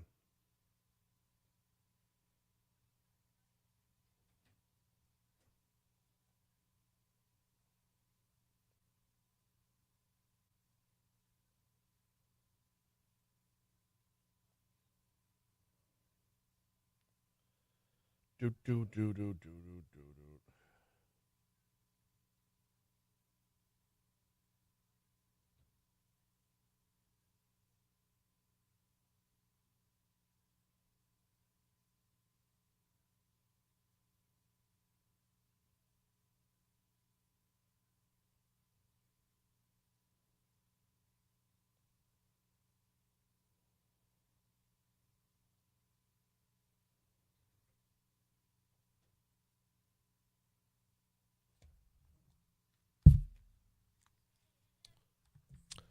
738 Talk 107.3 FM, WBRP. Mornings with Brian Haldane rolling right along. Big news coming out this week from the Baton Rouge Law Enforcement and Criminal Justice Foundation. Talking about a lot of the efforts in fighting crime. And I don't just mean like police officers fighting crime. We're talking about collaboration with business owners. We're talking about collaboration with the community. We're talking about our efforts overall. Joining us now to talk about it is Clay Young. Clay, good morning. How are you, sir? Hey, brother, good morning. Happy New Year. Happy New Year to you as well. So 300. And by the way, it's now the Louisiana Law Enforcement and Criminal Justice Foundation. Oh, okay. Growing, I see. That's awesome. Well, that's the plan. We added Caddo Parish at the end of last year. Sheriff Whitehorn was here yesterday, and we also, as you know, have Louisiana State Police as a member agency. So I did not know Caddo was adding on to this. This is that's actually pretty decent sized news right there, because there's going to be a lot of ground to fill in between Caddo and here as well. I can't imagine that wouldn't be in the plans. That is absolutely the plan, and we're already and that plan is already in the works. Very, very cool stuff. $300,000 in new or updated technology being utilized by East Baton Rouge Sheriff's Office and BRPD, part of the Paige Rice Public Safety Initiative. Let's talk about what kind of numbers that means, not just in dollars, but in cameras and in tips and clues and things that help solve crimes. Well, the chief talked about it yesterday that they've recovered large amounts of dollars in terms of stolen property because of those cameras. The license plate readers, which are an essential tool, have helped. But for us, the Paige Rice Public Safety Initiative is not just about cameras. It's other software like the weapons detection software. I mean, it's been out there now that the shooting that took place on Christmas Eve was caught in graphic detail by the cameras the foundation and our partners were able to put downtown. So, Brian, there's always some new technology that can assist law enforcement. And if we can raise the money for it or just provide the dollars, we want to do it. Baton Rouge Police Department is down officers. The Sheriff's Office is down officers. This technology kind of becomes a force multiplier. We're talking with Clay Young about some of the efforts to help or assist with law enforcement in the Baton Rouge area. Clay, did I hear you right? I assume you're talking about the Zero Eyes technology is what helped That's out correct. with the Christmas parade shooting? Well, no, it was just the camera in general. The camera Okay. caught the incident. It happened where we have cameras down there, and it's again, Zero Eyes came to us last year with a friend of mine told me about it, and we had a chance to vet it, and we had the dollars to be able to employ it.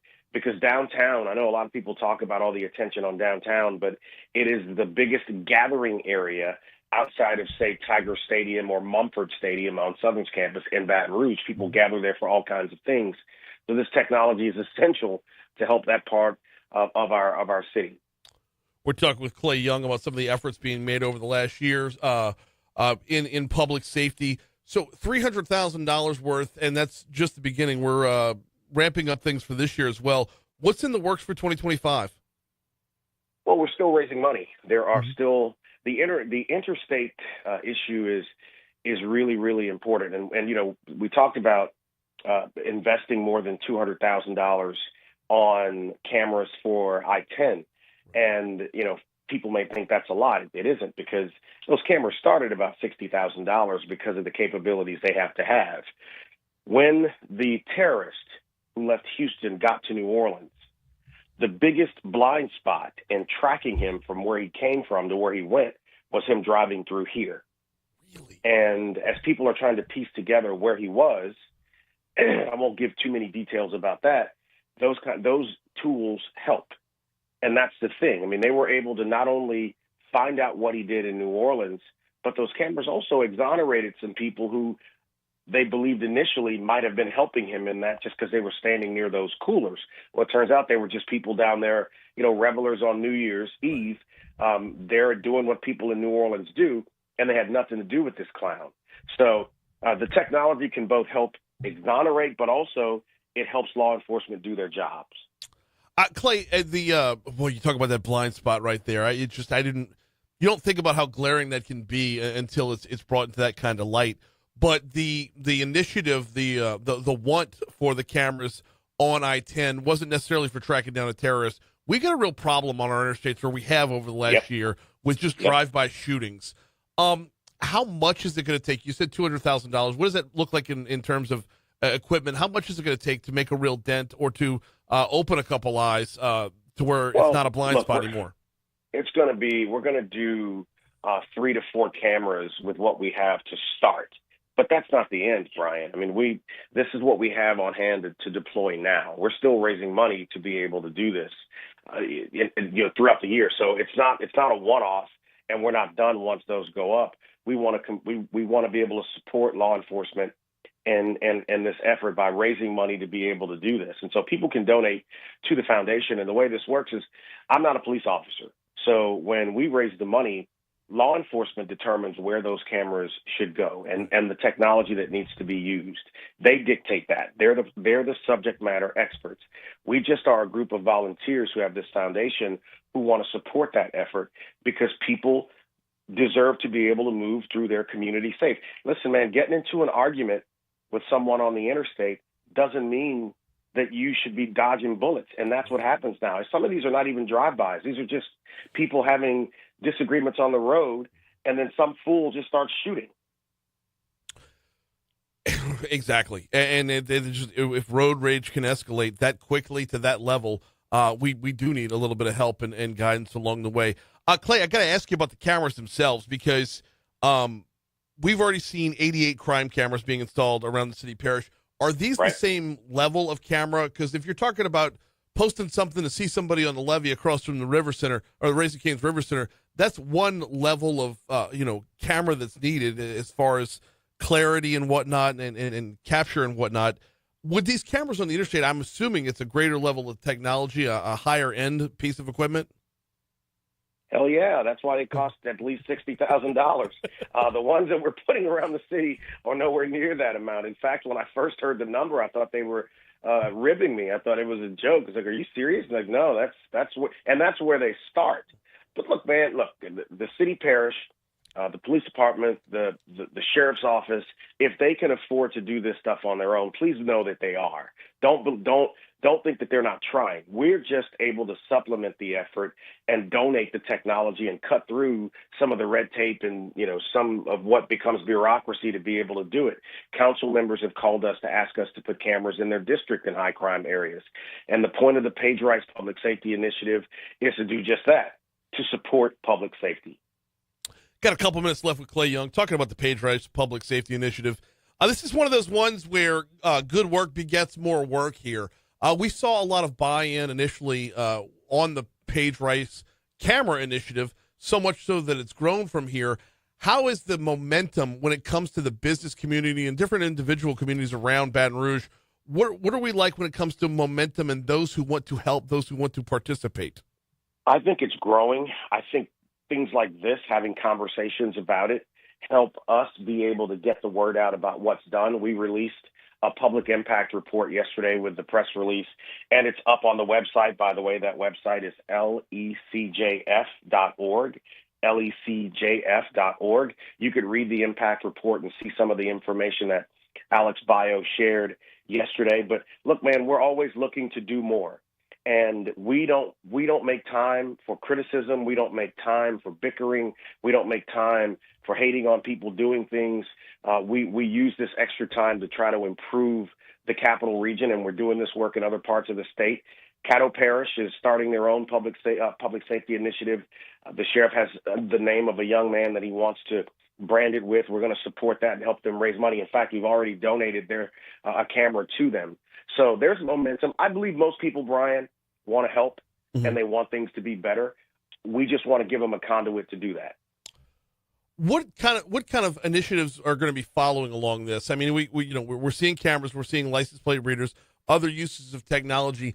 What other ideas have been thrown out there that y'all might be looking at adopting over the next year or two? Well, here's the thing: you got to remember the Inspiration Center is currently under construction and is slated to open in October, and we believe firmly that you have to have equal parts investment and enforcement. You can't arrest your way out of problems. And when people hear you say, well, yes, you can, no, the hell you can't. Because if you can get a bad actor off the street, but if you don't address circumstances that create the bad actor, one will come right behind him. Well, we'll get him too. And you know what you end up? You end up having to build more prisons. That's just not the way to do this. Our philosophy is this. We want to give a family, a kid, an option to live their God-given potential, right? Mm-hmm. But if they choose to just be a criminal, then we want them off the streets. But you got to do both. And so we intend on investing in communities that are disinvested, but also providing technology to catch the ones who just don't want to do the right thing and get them off the streets. Yeah, it's got to be that 1-2 punch for sure. And the Inspiration Center up there at Howell Park, man, that was, what was it, August when that was announced? Well, yes, we started turning dirt. Actually, we announced the project the year before last. We started turning dirt in September. Yeah. Okay. Yeah. Well, that's the thing. We didn't want to even start it before we had all of the money to pay for it. I didn't want to pay as you go. I wanted it to be at least a brick and mortar to be completely paid for before we started, and we reached that point last year. Thank God. And open date should be by the end of this year, correct? Fingers crossed, man. But Louisiana's weather will weather, so we can never know. But that's the plan. And look, I always do this to you, but I'll have to tell you, I didn't intend on it this time. But there is something coming next month that I can't tell you about today. Sorry about that, Brian. I didn't mean to do that every single time. Don't say you didn't mean to do it. It's every time. But it's always a good reason to get you back on. And thank you, brother. Absolutely. We will talk to you soon. He's Clay Young from the Louisiana Law Enforcement and Criminal Justice Foundation. Talk to you soon, brother. Thank you, brother. Absolutely. We're at 750 at Talk 107.3 FM. I get Clay every time, y'all. He teases something's about to come out. But it's a testament to the work that he's doing, though, because he's getting buy-in from the business community. He's getting buy-in from people around Baton Rouge. Those are saying, hey, we would like to help with this initiative. They're putting their faith in him, and he's turning that into more good work. So always good on Clay Young. 750, here's your money now.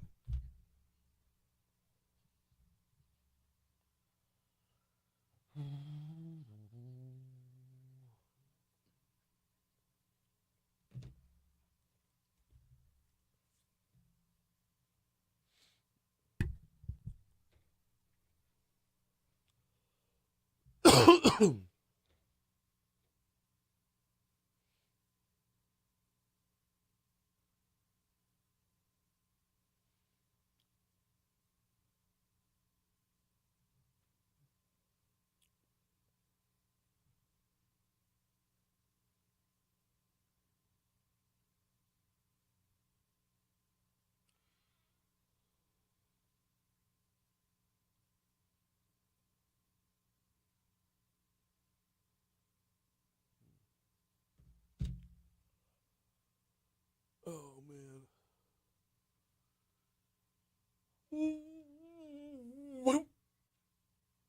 Oh.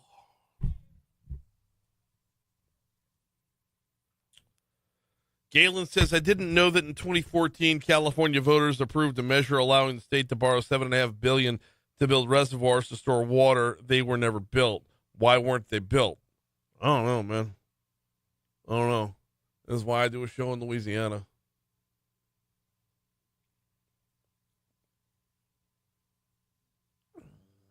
The Obamas keep themselves in the political limelight. Look at their involvement in Kamala's campaign.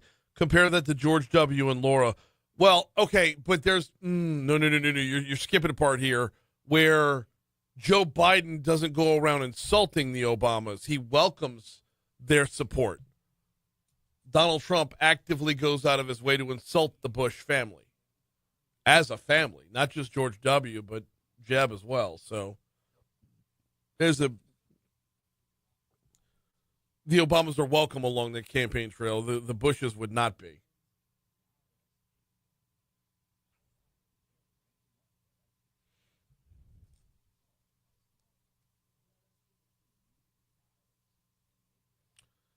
Oh, man.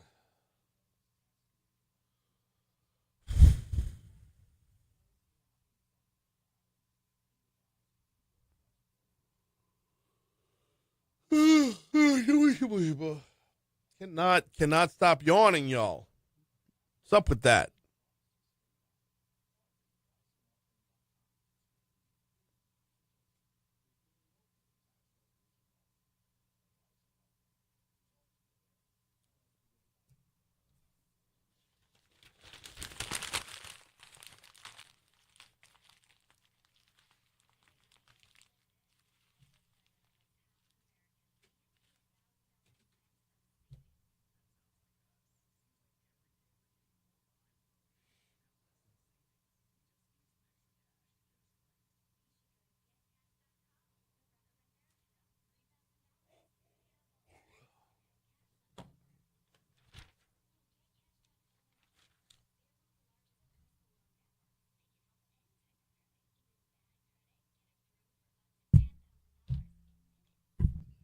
But the Bushes weren't involved in any Republican candidates ever, right?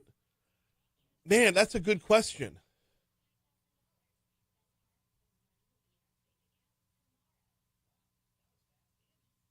I mean, you have to dial it back to before 2016, which is 8 years ago. So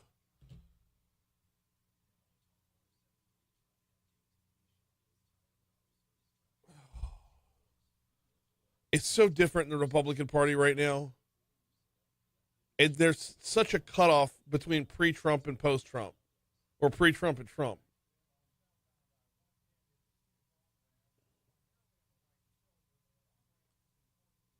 I don't know, man. You're asking. It's a good question. Like, I'm trying to think back to 2012 and Mitt Romney, right? Mitt Romney and we'll go back to 2008 when W was termed out. Where was he with John McCain? It was out there. But you're also talking about after, 2008 would be a bad year to look at because at that time his poll numbers were crap. So I don't know that John McCain would even want him out there. But Mitt Romney in 2012, once you've had 4 years worth of distance under your belt, that would be the better campaign to look at and the only one to look at.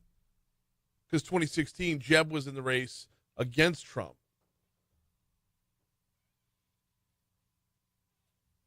I don't know. You got 4, 5, and 6? Okay. 7:55, Talk 107.3 FM, WBRP, Mornings with Brian Haldane, rolling right along. Thanks again to Clay Young for hopping on board. I honestly can't wait to find out what's coming up in February. He teased something at the end of that there, saying, he can't talk about it right now. But literally every time he's come on with me to talk about the Page Rice Public Safety Initiative and everything that's followed, every time he's come on, every time he teases something at the end, when it does come to fruition, it's pretty big news. And we're seeing strides upon strides in the amount of buy-in from the public. And I'm of the belief that will eventually pay off. Had the story news at the bottom of the hour about the folks over at Pennington Biomedical Research Center. We're going to talk about that in just a second. I do need 60 seconds to remind you about the folks over at Parrish Construction and Roofing. ParrishBuilt.com is the website. ParrishBuilt.com. Hey, business owners, listen up. If your business is like a giant warehouse, like my guy Vinny over there at Vex European, how would you like for your warehouse to be a little cooler throughout the summer months? How would you like to knock down your energy bills over the course of the summer months? Parrish Construction and Roofing, they've got a product that they can put on your roof. I don't know the science behind it. Don't ask me to explain it. I'm giving you this information secondhand because I was talking with them earlier in the week. They've got a product they put on your roof that will extend the life of your roof and make your warehouse, make your building more energy efficient. Check them out online at parishbuilt.com. Parishbuilt.com. Call them 364-1007 if you want to talk with somebody about that particular product and service, or just visit parishbuilt.com. And, of course, homeowners, if it's time for a new roof, homeowners, if you don't know if it's time for a new roof, you got to get them out there, get them up on the roof. Let them give you an honest assessment of what you're looking at. But we always say it, do business with someone you know. That's Parrish Construction and Roofing. So we're redefining obesity. That's what we're doing these days. Dr. Philip Schauer over at the Metamore Institute says a person's body mass index, a.k.a. BMI, is the main tool used to determine if a person's obese. But they've got an updated definition they're working on an updated definition that should look at excess body fat and other health impairments. What obesity is excess body fat, and in particular, certain types of body fat are worse than others. Belly fat versus fat just below the skin. I've never liked the BMI. I'm a thicker dude, but like you can have well-distributed thickness that's not contributing to your percentage of body fat, but your BMI is still going to say you're obese. I mean, I got no excuses right now. I got all the belly fat he's talking about, but there's scenarios where BMI just feels completely useless. The commission, by the way, comprised of 56 global experts, is aiming to reframe obesity as a chronic disease requiring serious management. Schauer says, as a physician, it's crucial to understand exactly what this disease is. Because it's possible to undertreat and overtreat obesity. But, okay, and the other part of this equation is that if you're treating weight loss, you're not necessarily treating obesity. Because if obesity is the disease, it's not necessarily the result. The result is the fat. But if it's what's making you fat that needs to be treated, you're going to need a lot more than like the Ozempic and the Mounjaro or whatever the other GLP-1s are, because they'll curb you with the fat, but maybe not with the obesity. By the way, the commission defines clinical obesity as excess fat causing reduced organ function or impaired daily activities, while preclinical obesity involves excess fat without current organ dysfunction. The doctor says this model differentiates care strategies and promotes evidence-based treatments for those affected. Nothing should hold us back to really hone in on this disease, obesity, and those with clinical obesity, provide them with the tools to improve their lives and for many of them, to extend their lives. Hour 3 is next. All right.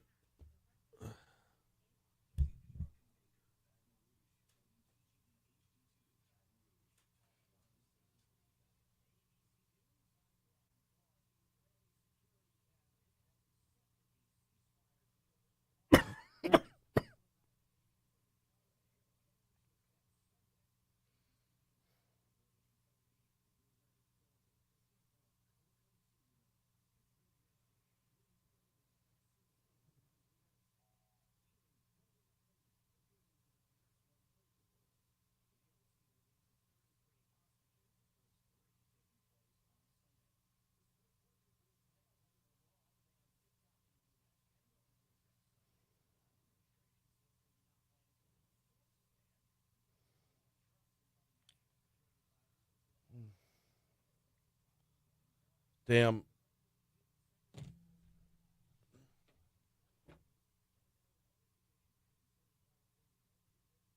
Oh, shit on me,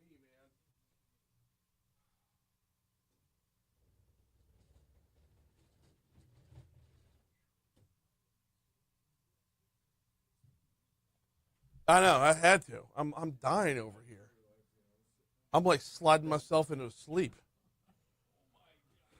Oh. We need a fitness segment on the show.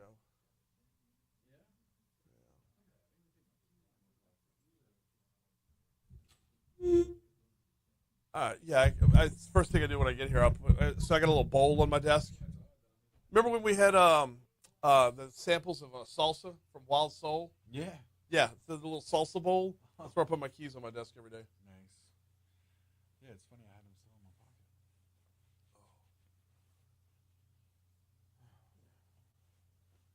Yeah, I've had 2 cups of coffee and a 5-hour energy.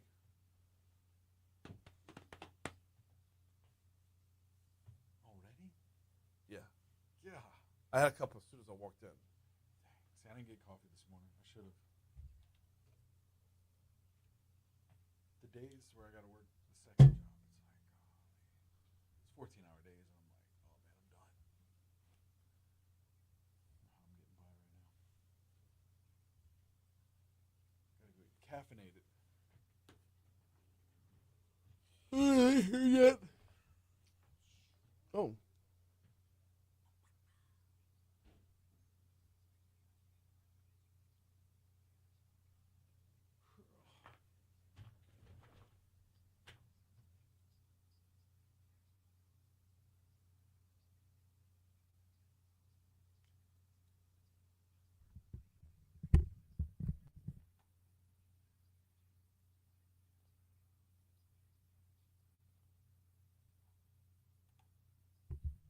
Hey, let's skip the weather report here. Come back in. Okay. No, I do weather before. No, I don't want to push in the Bullfish Grill. You do weather at 8. Okay, let's do this.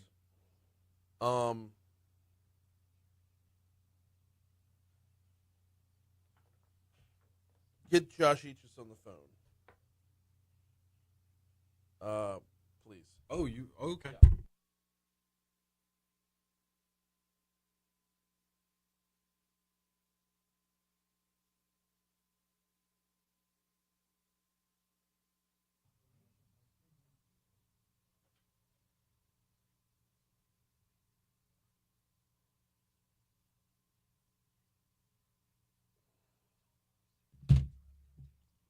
Yeah, don't play the weather here. Just come back in.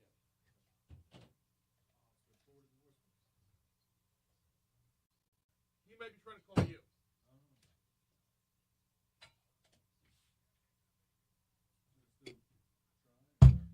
Yeah, try him again.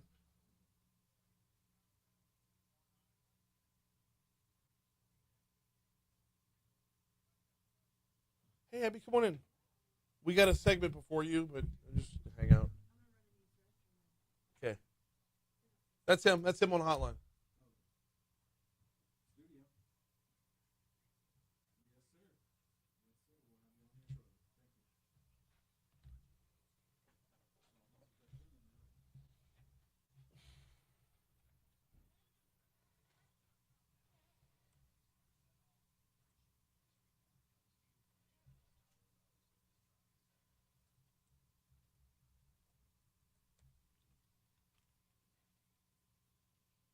about the hour 3 open?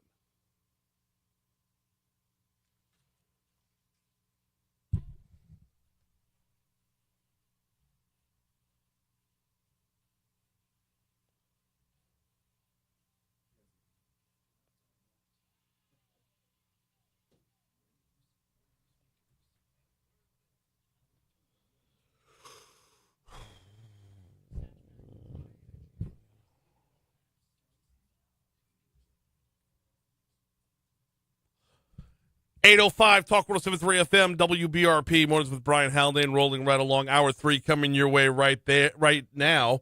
Brian here with you, John producing. We're up to 38 degrees in downtown Baton Rouge. You may have noticed on the way back in that we skipped our weather forecast right there. Normally we have our ABC News, and we have the Bloomberg Money Minute, then we have traffic, and then weather, and then we open the hour. Well, we skipped it on purpose because we have new news when it comes to weather, and I always like to bring things as up to the minute as possible. So let's start by looking ahead towards next week. What are we looking at when it comes to the potential for snow? WBRZ's chief meteorologist, Dr. Josh Eaches, joins us now. Josh, how are you? Hey, good morning, Brian. Nice to be with you for a second straight day. Right? Revisit our conversation from yesterday. Absolutely. Well, you said give it 24 to 48 hours. So it has been 23 and a half hours. What's the latest? You know, it's all about what we talked about yesterday. We've had this weather system come into North America, and a lot better, more robust data has gone into our computer models, and that's given us now, they run 4 times a day, and we've seen 4 consecutive cycles where both major models all kind of lock onto a snowy scenario. So that gives us a really increasing confidence in that the outcome is that not only do we get some wintry precipitation next week, but we're kind of trending towards snow, which is the preferred to ice, of course. It's a little bit less damaging to the infrastructure. Okay, what has changed or what has evolved over that time to lead us towards this? It's simply that we have better data. The systems kind of look the same all the way. We've seen hints of this since 10 days ago, but it would be, say these models run 4 times a day, and there's dozens of them, but let's just take one, for instance. One run in the morning, it would be dry, and then the next one in the afternoon, it would show ice, and then the next one in the evening, it would show rain, and then the next one would be dry again.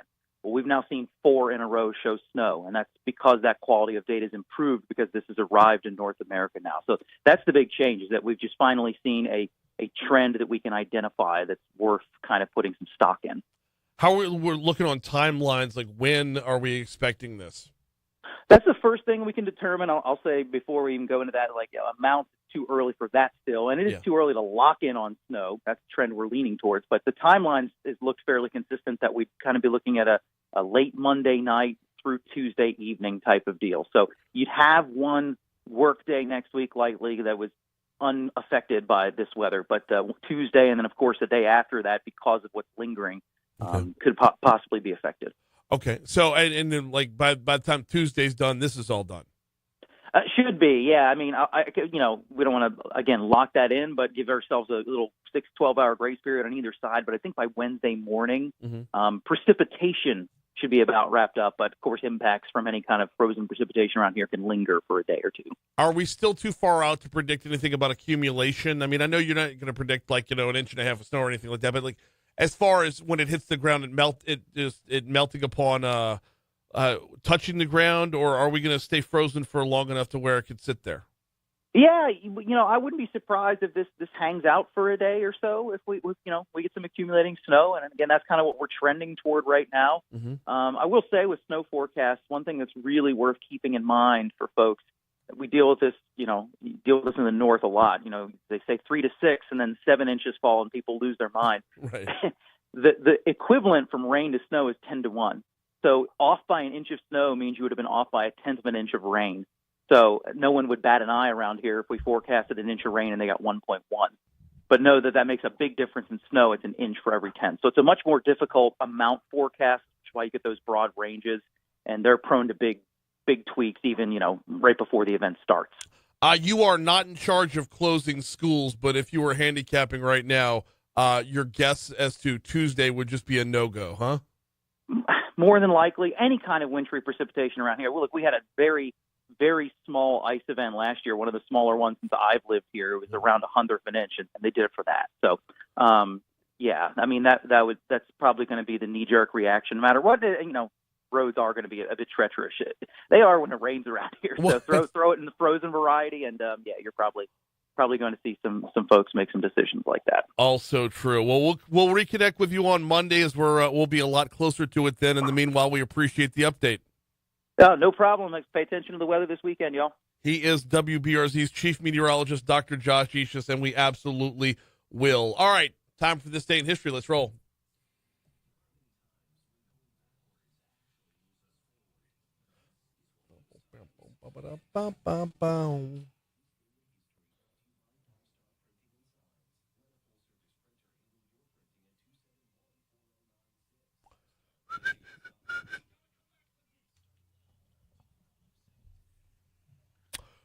All right, Brian, John. here we go. Where are we starting at? 1966. No.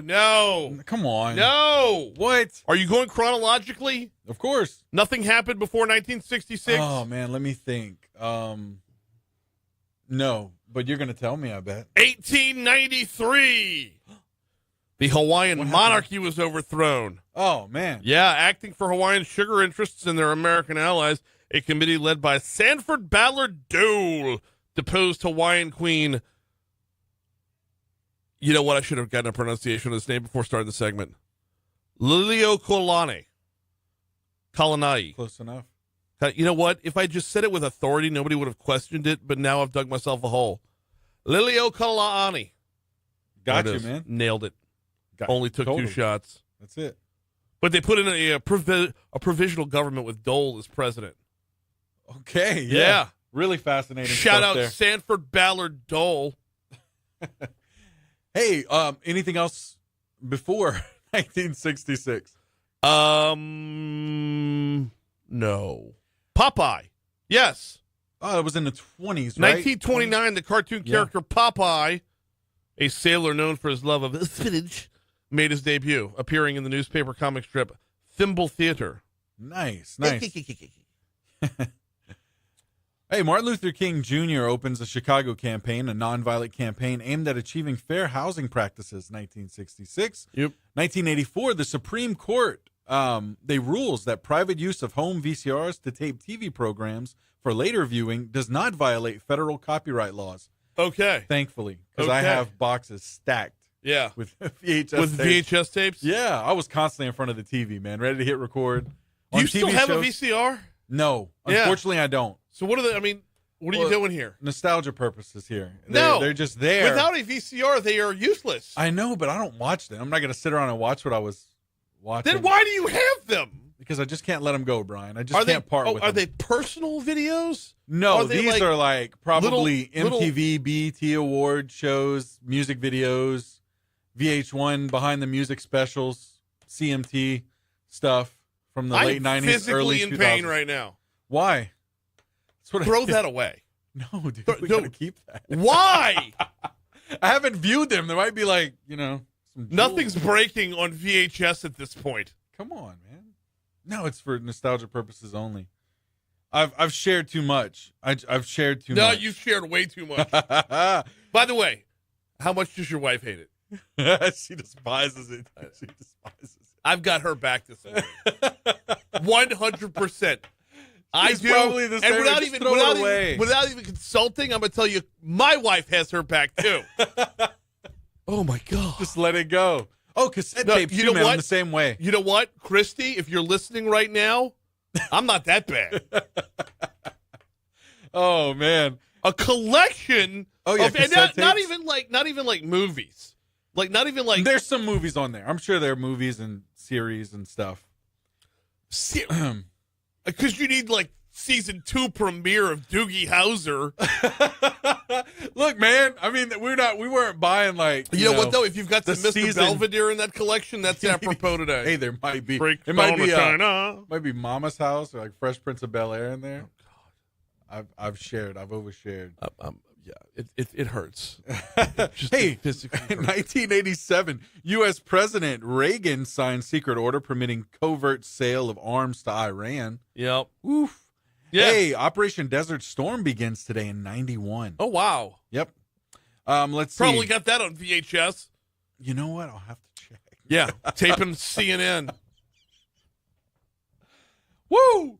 Hey, let's see. What are we doing here? Hey, 2016 fourth Democratic presidential candidates debate. Hillary Clinton and Bernie Sanders clash over health care and gun control in Charleston, South Carolina. Yep. Hey, search for the missing aircraft MH370 over the Indian Ocean is called off in 2017. Okay. And let's see. Oh, 2017, U.S. President Barack Obama commutes. WikiLeaks disclosure, Chelsea Manning's prison sentence from 35 years to 7 years. Okay. Drastic difference there. Anything else on this day? No. Everything else I got is birthdays. Tons, right? You got hours worth of Bernard Shaw on CNN reporting on Desert Storm on VHS. All I've got is birthdays. Maybe some wrestling matches on there as well. Hey, speaking of Obama's, Michelle Obama today, her birthday. Yeah. Yep. Along with Muhammad Ali, Steve Harvey, Jim Carrey as well. Great fighter here, Jake Paul today. Oh my goodness. Wow. Benjamin Franklin as well. I guess we'll throw Ben in there. Yeah, might as well. President Benjamin Franklin. Hey, you know who else? Betty White. Yep. Betty White today. Mm-hmm. Legends today, man. James Earl Jones. Wow. Add Al Capone to that mix. Greatest rapper ever. Kid Rock here as well listed. Let's see. Robert. Wait, I'm sorry. Was Kid Rock No, or Al Capone the greatest rapper ever? Hey, speaking of rappers, Lil Jon today. Okay. Does he get a pass as a rapper or more like a hype man? Rapper. He's got some rap. He's got some rap. Rapper. Singer Eartha Kitt born today. Heck yeah. And actor David Caruso. What? Horatio Kane from CSI Miami, which you have on VHS. I just love that certain points you look back like, what is he doing? What is he doing right now? I didn't know who were you calling Kid Rock a rapper? Of course, man. The early stuff. He changed a lot. Well, I have it on VHS when he was a rapper. Yeah. He started out on the probably. 1s and 2s. Yeah. Anyway, hey, you want to move on to death? No, because we've also got to wish a happy birthday to former Miami Heat guard Dwayne Wade. LA Dodgers pitcher and colossal D-bag Trevor Bauer, and then former LSU linebacker, former Cowboys linebacker. What? He's suing my friend. Former Cowboys linebacker Brady James was born today as well. Hey, deaths. I just got one. Rutherford B. Hayes today. Yeah, that was. I mean, we're just stacked on birthdays. I've got to scroll so far through all this stuff. That was probably the most birthdays and I don't even know if we've got all of them. No, I don't think we got all of them. I mean, because I didn't get to scroll all the way down. Yeah. That was Rutherford B. Hayes was the only one I had as well. Yep. Okay, national days. Oh, man, we got a few here. What about Kid Inventors Day? Sure. Why not? Encourage your kids to be inventive. What about Ditch New Year's Resolution Day? I like how there's a special day. No. How is it 1 week after National Quit Day, we have National Ditch Your New Year's This was last Friday, was National Quit Day. You can't quit twice. Yeah. Well, you woke up on Monday morning and said, I'm going to give it another go. No. You already quit, you quitter.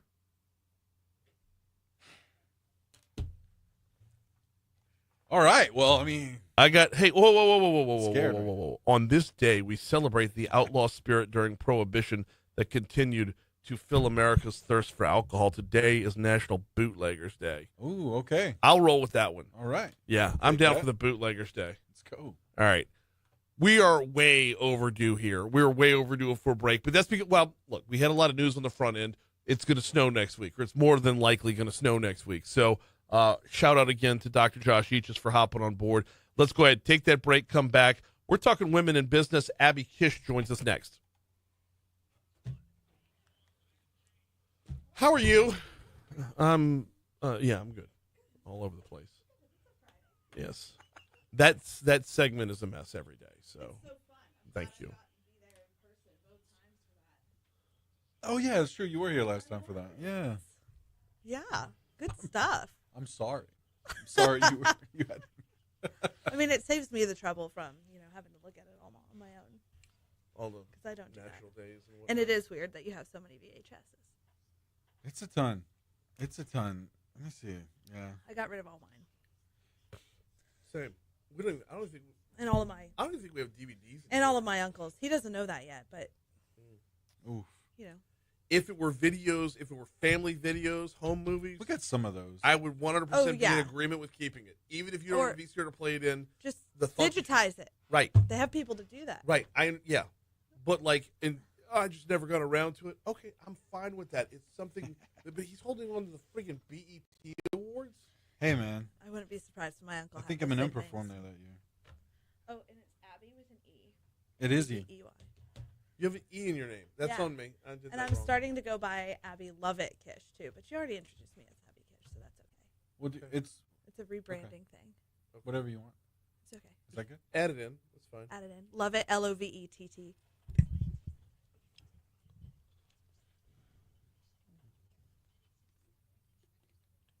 Well, I got to change your name in my damn phone because it's ABBY in my phone. Uh-huh. L-O-V-E. A-B-B-E-Y. I have Abby. I have a daughter, Abigail. So Oh, and she's no why. no Y. Yeah, that makes sense. Most people are. I don't understand why my mother did that to me, but she did. As far as adding the E in, Yeah. even though it's my nickname, because I'm Abigail too. Okay. So I don't know why my nickname is spelled different than everybody else's, but you know, it's okay. I like it.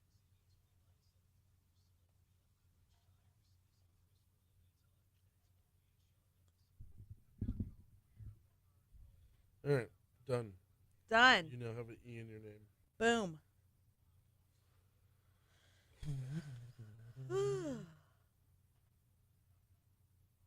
Well, I've had more sleep this time around than I did on the last time. Last time it was 90 minutes. Today it was 3.5 hours. So 3.5 hours is a good day for me. That's a long time to sleep. I got to bed at 1 last night. oh Lord. I was up at 3:45. Oh my gosh. Yeah. That's terrible. Is that like every night? It's not healthy. No, it's not. I mean, like I'll sleep in on the weekends for sure, and I'll grab a 20-minute nap wherever I can. Yeah. So, is this city in Florida?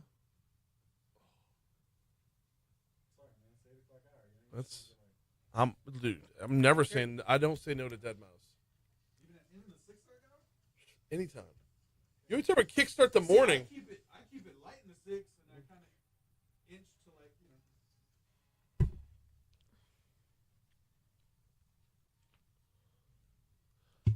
822 talk. Keep it going. 822 talk 107.3 FM WBRP mornings with Brian Howell. Keep it going. I got a promo I got to read.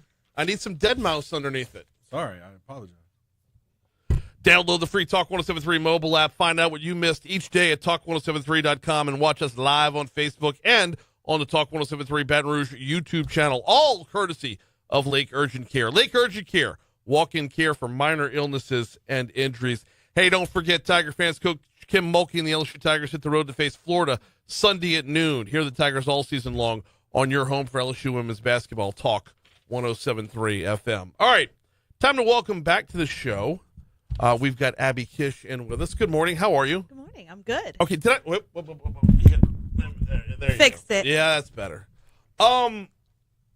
You are off and running with the Pathos Collective. Yes. For those who missed you last time you were on, bring us up to speed and tell us all about it. Yeah, so at face value, Pathos Collective is a co-working space for women, but we are cracking the code on what high-performing women need to feel holistically supported. So whether you are a mom or balancing multiple jobs or trying to excel in your career, when you walk into this space, you have everything that you need to get the support that you need. And the number one thing that high-performing women need is community. So we're building that community here in Baton Rouge. What does that look like in real life? Once all dreams come to fruition, what does that look like in real life? Absolutely. So there's going to be a combination of things depending on what each woman wants. We're going to have private offices, dedicated desks, collaborative spaces. So if you're an introvert, but you still, occasionally like being around people, you can have your private desk area. You can focus. You can get work done. We're also going to have collaborative spaces because I'm very extroverted. I like to be around people. I know, shocker. Right? Shocker. Yeah. I like to be around people, and I like to process things externally. So I'll hang out in the collaborative space. We'll also have a lot of amenities like training, workshops, business development that pour into those resources and support that the women need. All these things come together basically under one roof. Yes. You're pulling a lot of, it's coming in from a lot of different directions here. It is. So in order to build a community, it's going to take a community. Yes, absolutely. Where are we on that path? We are doing an incredible job. Actually, straight from here, in 34 minutes, we are hosting a brunch at my home with 30 of the members that are already signed up for this community. Because even without a space, which I do have an update on that as well, even without a space, we are dedicated to providing this support and community just like we committed to. So we're hosting regular events. We're getting women together. We're talking about what their issues are, how they need support. And we're just showing up for each other in different ways, even outside of four walls. So last time you were on, you were talking about a lunch that was coming up. Yes. And I went, and that place was bursting at the seams. Right. Did you have a seat? Did you get a seat? No, I'm so sorry. And what am I? I'm going to go to this thing for women in business and kick a woman out of her seat? No. I went ahead and called it a day. Great. I exited because you had been on the show already, so I was already up to speed on everything. I'm like, you know what? This is a success. It was a success. Yeah. I mean, we had 75 seats. We had over 80 people show up, and that is the second sold-out event that we've hosted. Awesome. And so it's just absolutely insane, the amount of excitement for both men and women, because everybody either is or knows a woman that has impacted their lives. Sure. Yeah. So everybody is affected by what we're doing, and to see the community come out with such excitement is amazing, which is why we've put the third, I'm just going to go ahead and call it, sold out event on the calendar. It's not yet. Okay. But hopefully after this. I mean, that's how popular you are, right? Yeah, count on that. Pop up on the show and it's going to be sold out by the end of this. That's how Absolutely. It works. But we have opened it up to 100 seats this time. Okay. We are super excited because not only is Leslie Humphrey a high-performing success coach coming out from Florida to speak, we have also got Julio Malera as our featured speaker, and he's going to be sharing a lot of insights into what it looks like to pour into women professionally, because his sales team that he has cultivated at Malera Enterprises is mostly women. So he sees a unique value that women bring into the workplace. This is coming up on January 30th, correct? It is, yes. Okay. Where is it? It's at the Guru in Mid-City. They are a woman-owned venue, event center. It's amazing. You're getting 100 seats in there? Oh, yeah. Okay. Oh, yeah. We're going to get 100 seats in there. All right. It's coffee, so people are going to be sitting, walk around. Sure. It'll be a flex. Yeah. No, I get it. I get it. But it's a Guru's woman-owned space, and they have always been so supportive of everything that we've done. Mm-hmm. And Sydney, the owner there, is just such a blessing. So we thought it would be a great place to be. So it is. It is a wonderful space. It's right up the road, right up Government Street, right by circa 1857. Yes. Mm-hmm. It's like directly shares a parking lot. Yes, if it I'm not does. mistaken. So, very, very convenient to downtown. Very, very convenient in Mid-City. Coming up on January 30th. Where could folks go if they want to register? They can go to thepathoscollective.com, and under the events tab, it's the only event up there right now. So really easy. It's a $15 ticket that just covers the cost of the venue and your coffee. There's going to be a full open coffee bar, some breakfast items, amazing speakers, and from what you already said, not only so much excitement, but top-notch networking. We're going to fill that room with some really incredible people. Well, so yeah, I did stick around for a little networking when I came to the last one, and then once it came time to sit down and eat, I'm like, let's peace. go. Yeah, but it is the energy in the room is palpable, but it's also it's inviting. Mm-hmm. It's not there's no nobody's territorial. Yes, which I think is a really cool piece of this whole thing. Yeah, and that's actually something specific that we set out to do. Mm-hmm. We asked a lot of questions of women and men of what do you like about the networking events in Baton Rouge? What do you not like about them? And a topic that came up over and over again is that they can be pretty cliquey. Yeah. They can be hard to walk into the room alone, not with anybody, and meet people and know how to have conversations. And so that's something that I set out to do with all of my events is creating an inviting space. You said you had an update on the, I do, yes. Go for so it. we were in the process of securing a long-term lease that did not go through. Okay. But the excitement has been so like you said, palpable, and people have been wanting something to happen. So we just confirmed a lease on a temporary space. Okay. Which we are announcing the location at the breakfast. Okay. So, but it'll be open as early as February for women to come together. It won't be our long-term space, but it'll be incredible in the short term to create that community that we need. Very cool stuff. So if you want to go to thepathoscollective.com, look under events. They got Coffee with Pathos listed there.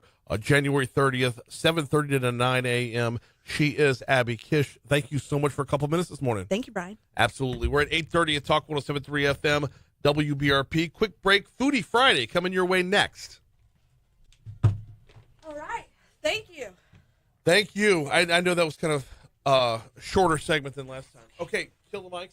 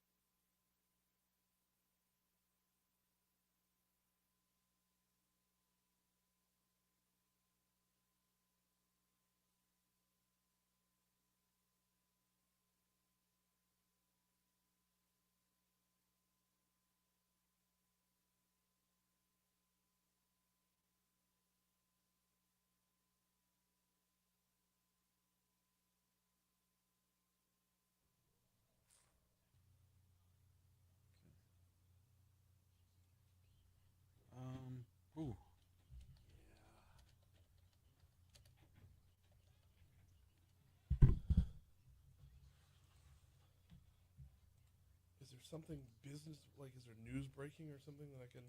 I was gonna say I can find.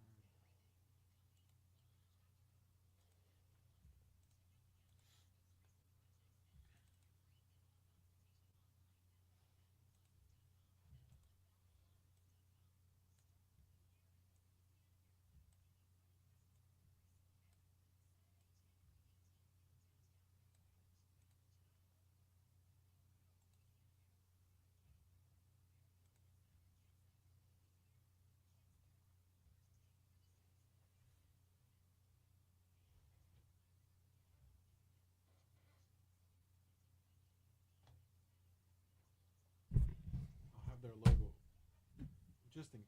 Okay.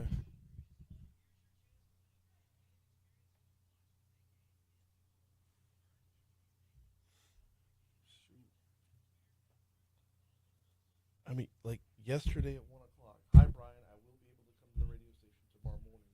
Look forward to seeing you then. I hope everything's okay. I hope so.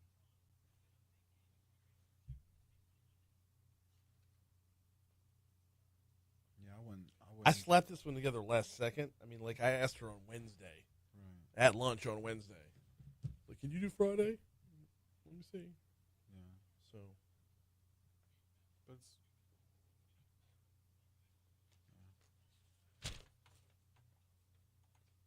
sure, it's not purposefully ghosting you or anything. no. I don't think she'd do that. Right. Hope everything's all right. Give me cuts 13, 14, and 15 just in case. We're at 8:37 at Talk 107.3 FM, WBRP. Time to take a look at your forecast. And, well, I'm not going to do it any better than Dr. Josh Each just did at the top of the hour when he hopped on board to say, looking ahead to next Monday night into Tuesday, we have a pretty significant chance of snow. All the models are starting to match up now, so he was a lot more confident that we will see snow next week. And if he's more confident, I'm more confident. What we're looking at before then, though, is a high today of 67, overnight low of 59. Some rain overnight is possible, about a 40% chance of rain overnight. Tomorrow's high, 74, overnight 38. Sunday's high, 47. And looking specifically at Sunday, if I can get that hour-by-hour forecast, as I'm going somewhere with this. 7 a.m. on Sunday morning, it's going to be 39 degrees. I let you know that because that's when the marathon starts. So if you're running in the marathon on Sunday, get ready for it to start out at 39. And as you run, it will, of course, warm up degree by degree. 8 a.m., 40. 9 a.m., 41. 10 a.m., 43. 11 a.m., 45. Your high on Sunday's only getting up to 47 degrees. Down to 26 in the overnight hours, Sunday into Monday. So we will see freezing temperatures before any precipitation gets here. Monday's high is 44, then down to 28. Monday into Tuesday, that's where we're going to see, if you're going to see snow, that's where you're going to see it. Because we'll only top out at 31 degrees on Tuesday with a 60% chance of some form of precipitation that would likely be snow based off of the way the temperatures are mapping out. Overnight low Tuesday into Wednesday is 19, and then things will clear out and we'll warm up a little bit. Wednesday will top out at 40. Thursday, another 40% chance of rain, but we'll be back up to 48 by that point. Right now, we're at 47 degrees under sunny skies in downtown Baton Rouge.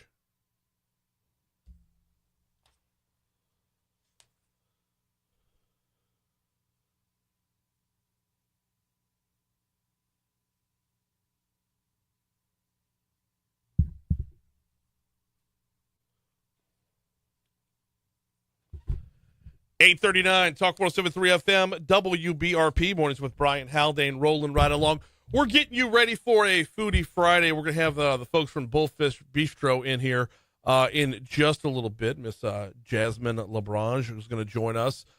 We've had them on before during Restaurant Week.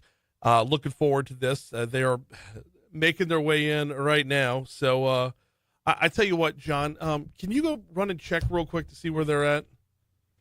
And we'll see if we can't get all started over here. I don't want to eat up too much of their time. Pun. Yeah, okay. That's on me. Sorry about that. But we are off and running, so we'll have them in just a little bit. Hey, a couple stories I wanted to revisit before the week was over with.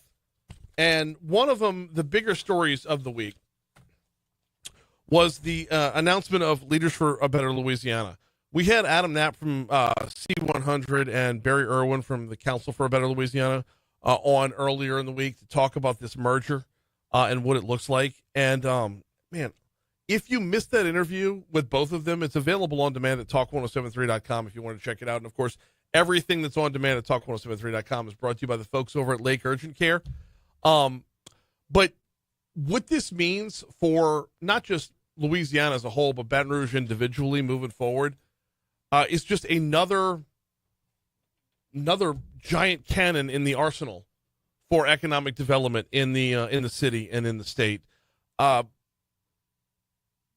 merger is going to allow Cable and C100 to basically capitalize on each other's work and their existing work as they move forward. It was announced 2 days ago. We had them on to talk about it yesterday. One of the bigger stories of the week, definitely, if you wanted to go back and check it out, it's available at talk1073.com. All right. Flying in on two wheels, we've got Miss Jasmine LaBranche joining us, rejoining us. You were on during Restaurant Week last year. Yes. So welcome back. How are you? I'm doing wonderful. How are you? Doing very well as well. How are things over at Bullfish? It's coming along. Okay. For those who are unfamiliar, let's start off with all the basics, location and everything. Well, Bullfish Bistro, a Caribbean and Southern fusion restaurant. Mm-hmm. We are on 14241. Yes, I literally just came in. 14241 Airline Highway. Mm-hmm. In the next across the street from Klein Peter. Right there. Kind of that Long Farm area. I mean, it's right there. You're on it. Yep. Yes. Y'all present something that I don't think you're going to find at too many places in Baton Rouge. I don't think you find anywhere else in Baton Rouge when it comes to that Caribbean menu, going full on with steak and seafood. You got everything going on over there. As far as it's unique to this area for sure. Or what y'all are presenting, you're not going to find anywhere else around here. You're not going to find it anywhere, not just around here. The fusion of Louisiana and the Caribbean, you're just not going to find it anywhere. How long have you all been at it? Oh wow, Bullfish is little over 6 years, almost 7 years. Really. Wow. Okay. Oh wow. Yeah. It still feels like you're brand new though. Yes. So, at the new location we are. That's true. That is true. Open for lunch, brunch, open for dinner as well? Or, yes, we are. We are open for dinner, date night, any type of event that you may have. Bullfish is the place to be. It's an authentic Caribbean and Southern fusion.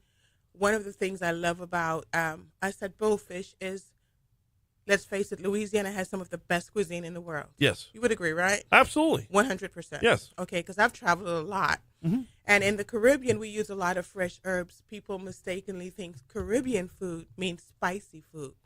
It's the herbs. Yes. We use herbs, which is good for your body, and it allows the natural flavors to come out. Mm-hmm. So when you eat food at Bullfish, you're getting all your herbs, and I want to say you have your hidden vegetables in there.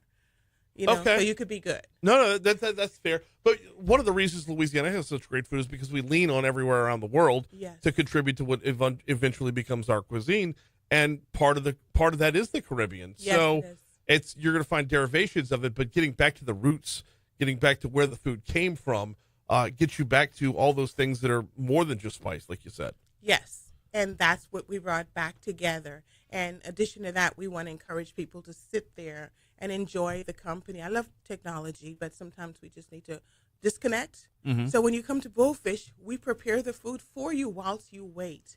Did you hear that? You know exactly what you're putting in your body because you're sitting there and we're cooking just for you. We got Miss Jasmine LaBranche in from the Bullfish Bistro, which is out on Airline Highway towards Long Farm across from Klein Peter. As far as the menu is concerned, for those who are unfamiliar with what would be on a Caribbean menu, give us some examples. Sure. You'll find your beef oxtails tender. It's like the best stew you would ever have. Yeah. You'll find lamb chops.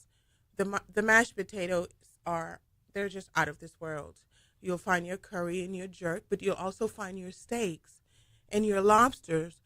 Our chef was the executive chef for Ruth Chris Steakhouse, if you remember it. Yes, I do. Yes. Okay. He traveled and opened a lot of Ruth Chris restaurants in Hong Kong, China, just different parts for Ruth herself. And the beautiful thing about it, he brought some of that finesse that he has. So when you come to Bullfish, you don't only just eat what's put in front of you, but the plating is also beautiful. He takes that finesse and he brings it there. So you know what you're getting, and you're getting a really, really good quality steak.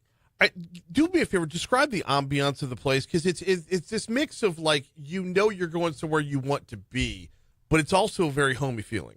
Yes, you just made me smile.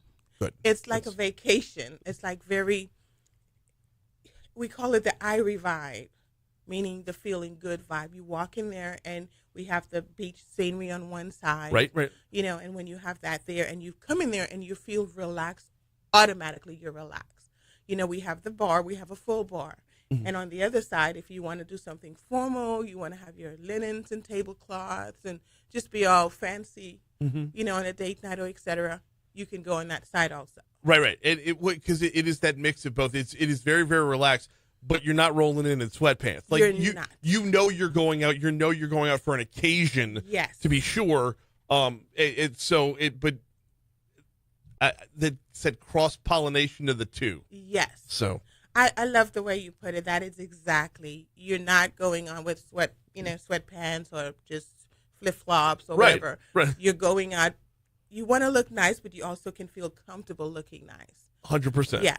But if you want to wear, your necktie or for lunch or dinner or brunch, you can do that also. Mm-hmm. Absolutely. Yes. This. You mentioned the full bar. You say you have a full bar. I have a full bar. You're underselling the bar. Yes. It's kind of a ridiculous bar. It is.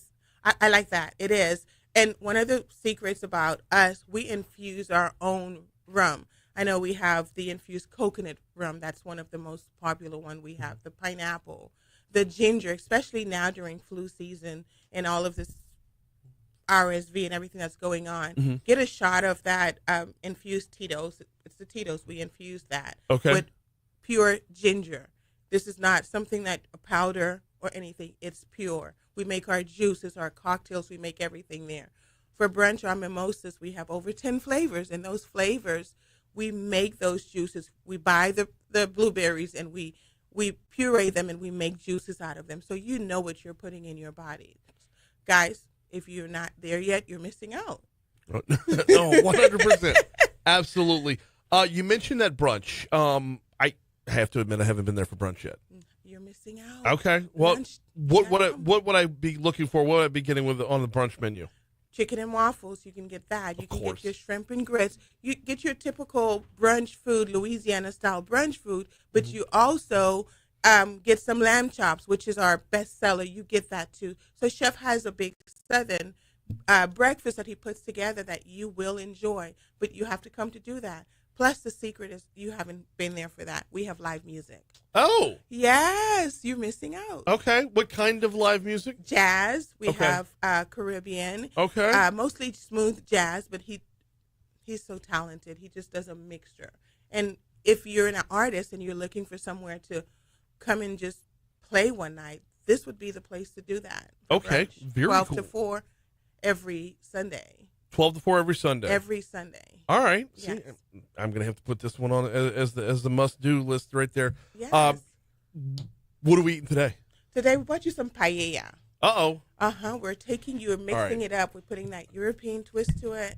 Okay. You get your Louisiana twist to it. Yeah. And then you have that Caribbean flavor to it. Yes. That's what we're doing with you today. Okay. So, everybody all around the world has their own rice dish. Yes. So, I lovingly call paella Caribbean jambalaya. Yes. So, but y'all add more ingredients than just what we get in our jambalaya. Yes. You have this, what I love about it has the saffron and the turmeric. Okay. Yes. We know turmeric is very healing to the body, so we love for the heart, especially. Yeah, especially the heart. Yep. It's really good. We have that. We have the we use the jasmine rice for that. Okay. And we have the vegetables in there. You have shrimp. You have crab meat. You have what else? What else am I missing? Sausage, andouille sausage. Okay. You have the crawfish. You have to bring that southern twist to that. Yes, absolutely. Right? So it's just deliciousness. You're just happy just having that. Tell you what, we're taking a break on the air. We're going to check your money now. We're going to check traffic. We're going to continue on Facebook Live. I'm going to dive in and try the paella, and then we're going to continue next with Bullfish Bistro on Talk 107.3. Awesome.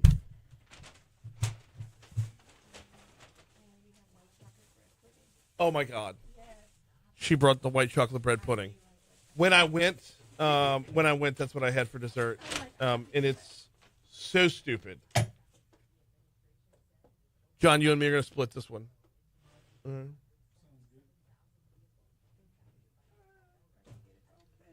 Oh, my gosh. Look at the shrimp right on top. That's gorgeous. Here, show that off, please.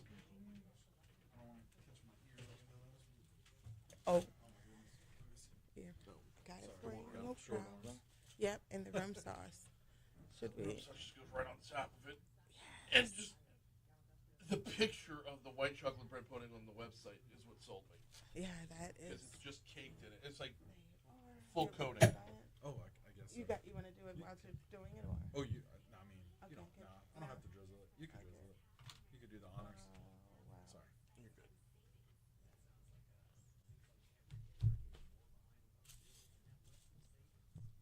See, you make it an art. I couldn't have done it that good. You're the sweetest. You are the sweetest. What else am I looking at in here? Is that andouille sausage, crab meat? That's crab. I Yes, thought that was that's crab meat. Okay. Yes. You have the I said the crawfish, the shrimp. Yeah, there you are. He took the picture already. You can get. Look at that! Holy crap! That sauce can get you in trouble, like I say. All right, this isn't going to be one bite because I want all these individually. Oh. You know. Okay. Then you can tell. Mm-hmm. Have you been there yet? John, have you been there? Oh, you're missing out. Listen, I feel like it. you are. After looking it up this morning. Yes, you have. I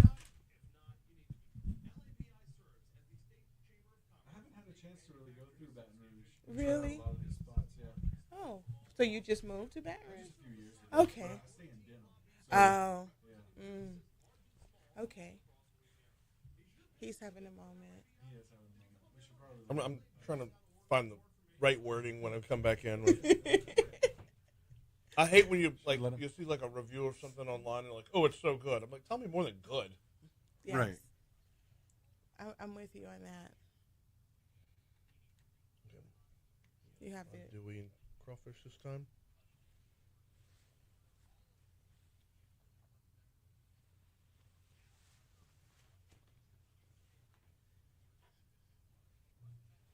Where do you get your andouille? The Frank's this gentleman, he makes it in San Francisville. Okay. Yes. Okay.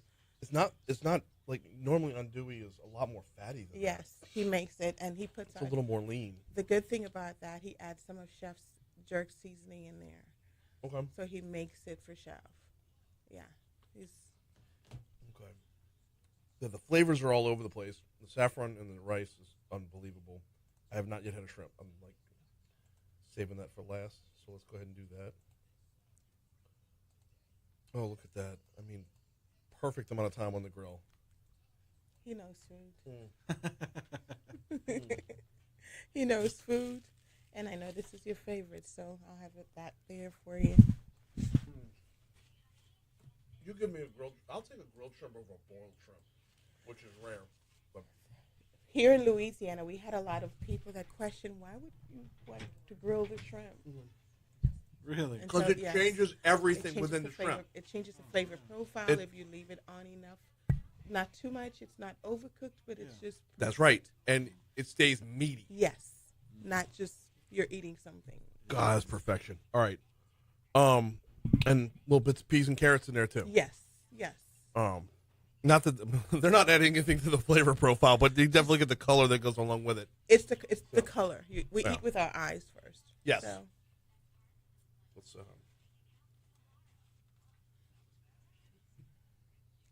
Oh yes, look of that sauce, I get in trouble. It's already the middle of king I cake am season, and you're bringing me this. looking at that.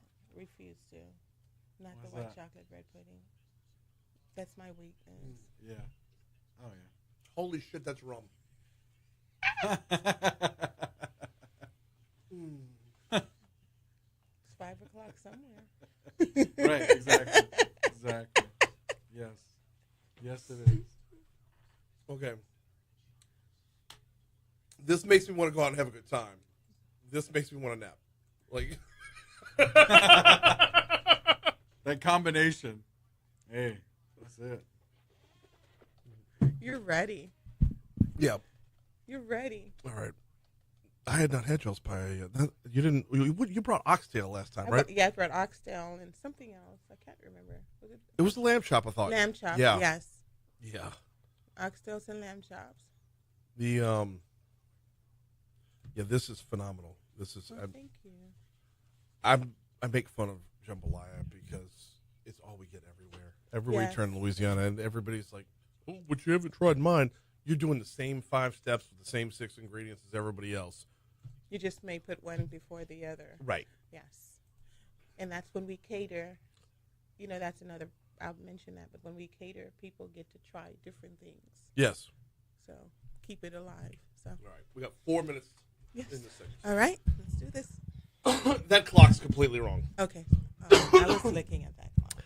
8:56 Talk 107.3 FM WBRP. We got about 4 minutes left with Bullfish Bistro as part of your Foodie Friday. We got Miss Jasmine LaBranche in with us. First of all, thank you for coming in. I know you were coming in on 2 wheels. You had a chance to catch your breath during the break. I'm breathing normal. All right, now. so you were catching your breath while I was eating over here. I saw that. I tried my best to keep everything in the paella separate, so I could try everything individually within it, but you can't because it all goes together. It is this one combination of all the flavors together. You've got lump crab meat in there. You've got andouille in there. You've got crawfish in there. And of course, that's on top of the jasmine rice, which has the saffron flavors, which hits your nose before it hits anything else, which is awesome. And it really sets the table for all these flavors to come together. Now, I intentionally left out the shrimp because if there's anything in this dish that can go on its own, it's that grilled shrimp. And it is, I'll take grilled shrimp over boiled shrimp any day. Boiled shrimp is going to take on the flavor of the boil. A grilled shrimp allows the flavor of the shrimp to come to the forefront. And then, it has that grill back end to it, that smokiness, that flame that touched it kind of on the back end. But it also allows the shrimp to stay meatier. Yes, it does. Which is awesome. This is the paella, which is on the regular menu. On the regular menu. And on the lunch menu. Okay. Yes. Okay. There is a lightness and an airiness to this where this is not going to knock you down. It's not. Stop in for lunch and grab the paella. You are not going to be sleeping through your afternoon meeting. You will not. So that is definitely a go-getter. Now, the flavors are all over the place. I don't know how to describe all the flavors combined. Happiness. Yeah, it is. it really is. It really is. But it's the fact that it's not weighting me down that I think is the real winner here, because it's just so much all at once. You would think you'd have to just, okay, we're going to chill for a little while. Yes. Yeah. Now, meanwhile, you brought in the white chocolate bread pudding. That does make me want to. That's part of your weakness, isn't it? What? Yes. Okay. Yeah. No. It's and that white chocolate it's got the rum sauce on top of it. That punches you right in the mouth. That you notice immediately that the rum is strong in that one. The bread pudding is made to perfection. Where do y'all? Is it just normal day old bread or? That's what it is. Okay. Yes. Okay. Bread. That's it's and chunks of white chocolate in there. Yes. He has that in there. The consistency on the bread pudding is unbelievable. Normally people make it like a runnier bread pudding. I'm not down with that. This stands on its own, and then the rum sauce on top of it just adds to it. As I told Jasmine during the break, I eat this paella and I want to go out. Like, I want a night out having a good time. I want a night out drinking, like big fruity drinks that you get over at Bullfish Bistro. However, as soon as I have that bread pudding, I want to nap. I want to nap. That's the truth. That's so good. That is the truth. Bullfish Bistro, you will find them on Airline Highway, right in the heart of St. George You will find them on, let me get you the exact, what's the exact address again? 14241 Airline Highway, Suite 105. We're right there. Also, you need to cater something? Call us at Bullfish. Okay. Don't hesitate. Check them out at thebullfishbar.com for a starting place as well. Jasmine, thank you so much for a couple minutes this morning. Stick around on Facebook. We're going to continue for another minute or two. On air, we got Moon Griffon coming up. Ooh, bye. Thank you. You did it. Oh, thank you. Yeah, John and I are going to divvy this up and destroy it. I appreciate you having me. No. I appreciate you coming in. That was awesome. That was, I think we touched on it exactly where it needed to be. How you liking Rotary? I love Rotary. I used to be in Rotary in the Bahamas. Whoa. I'm sorry. We're still on Facebook. So you were in Rotary in the Bahamas. Wow. Okay.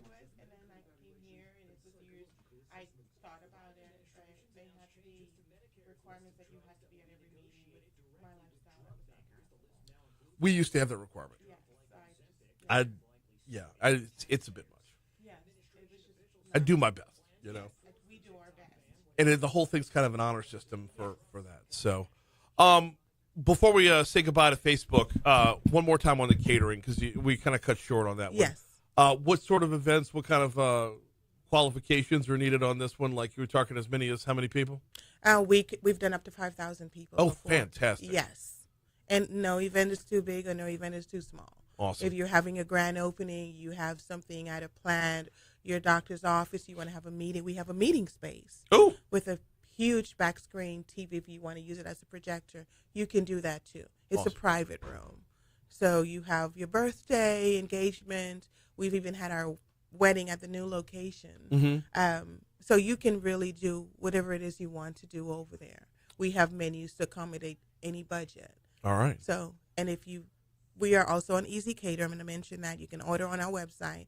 Lots of people are using Easy Cater. I'm not promoting Easy Cater, but many businesses are using that because they get points for and rewards. I see it right there. So I see when you hit the catering tab, it says either through us or Easy Cater. Yes. I don't even know what Easy Cater is. Yes, it's a platform businesses use.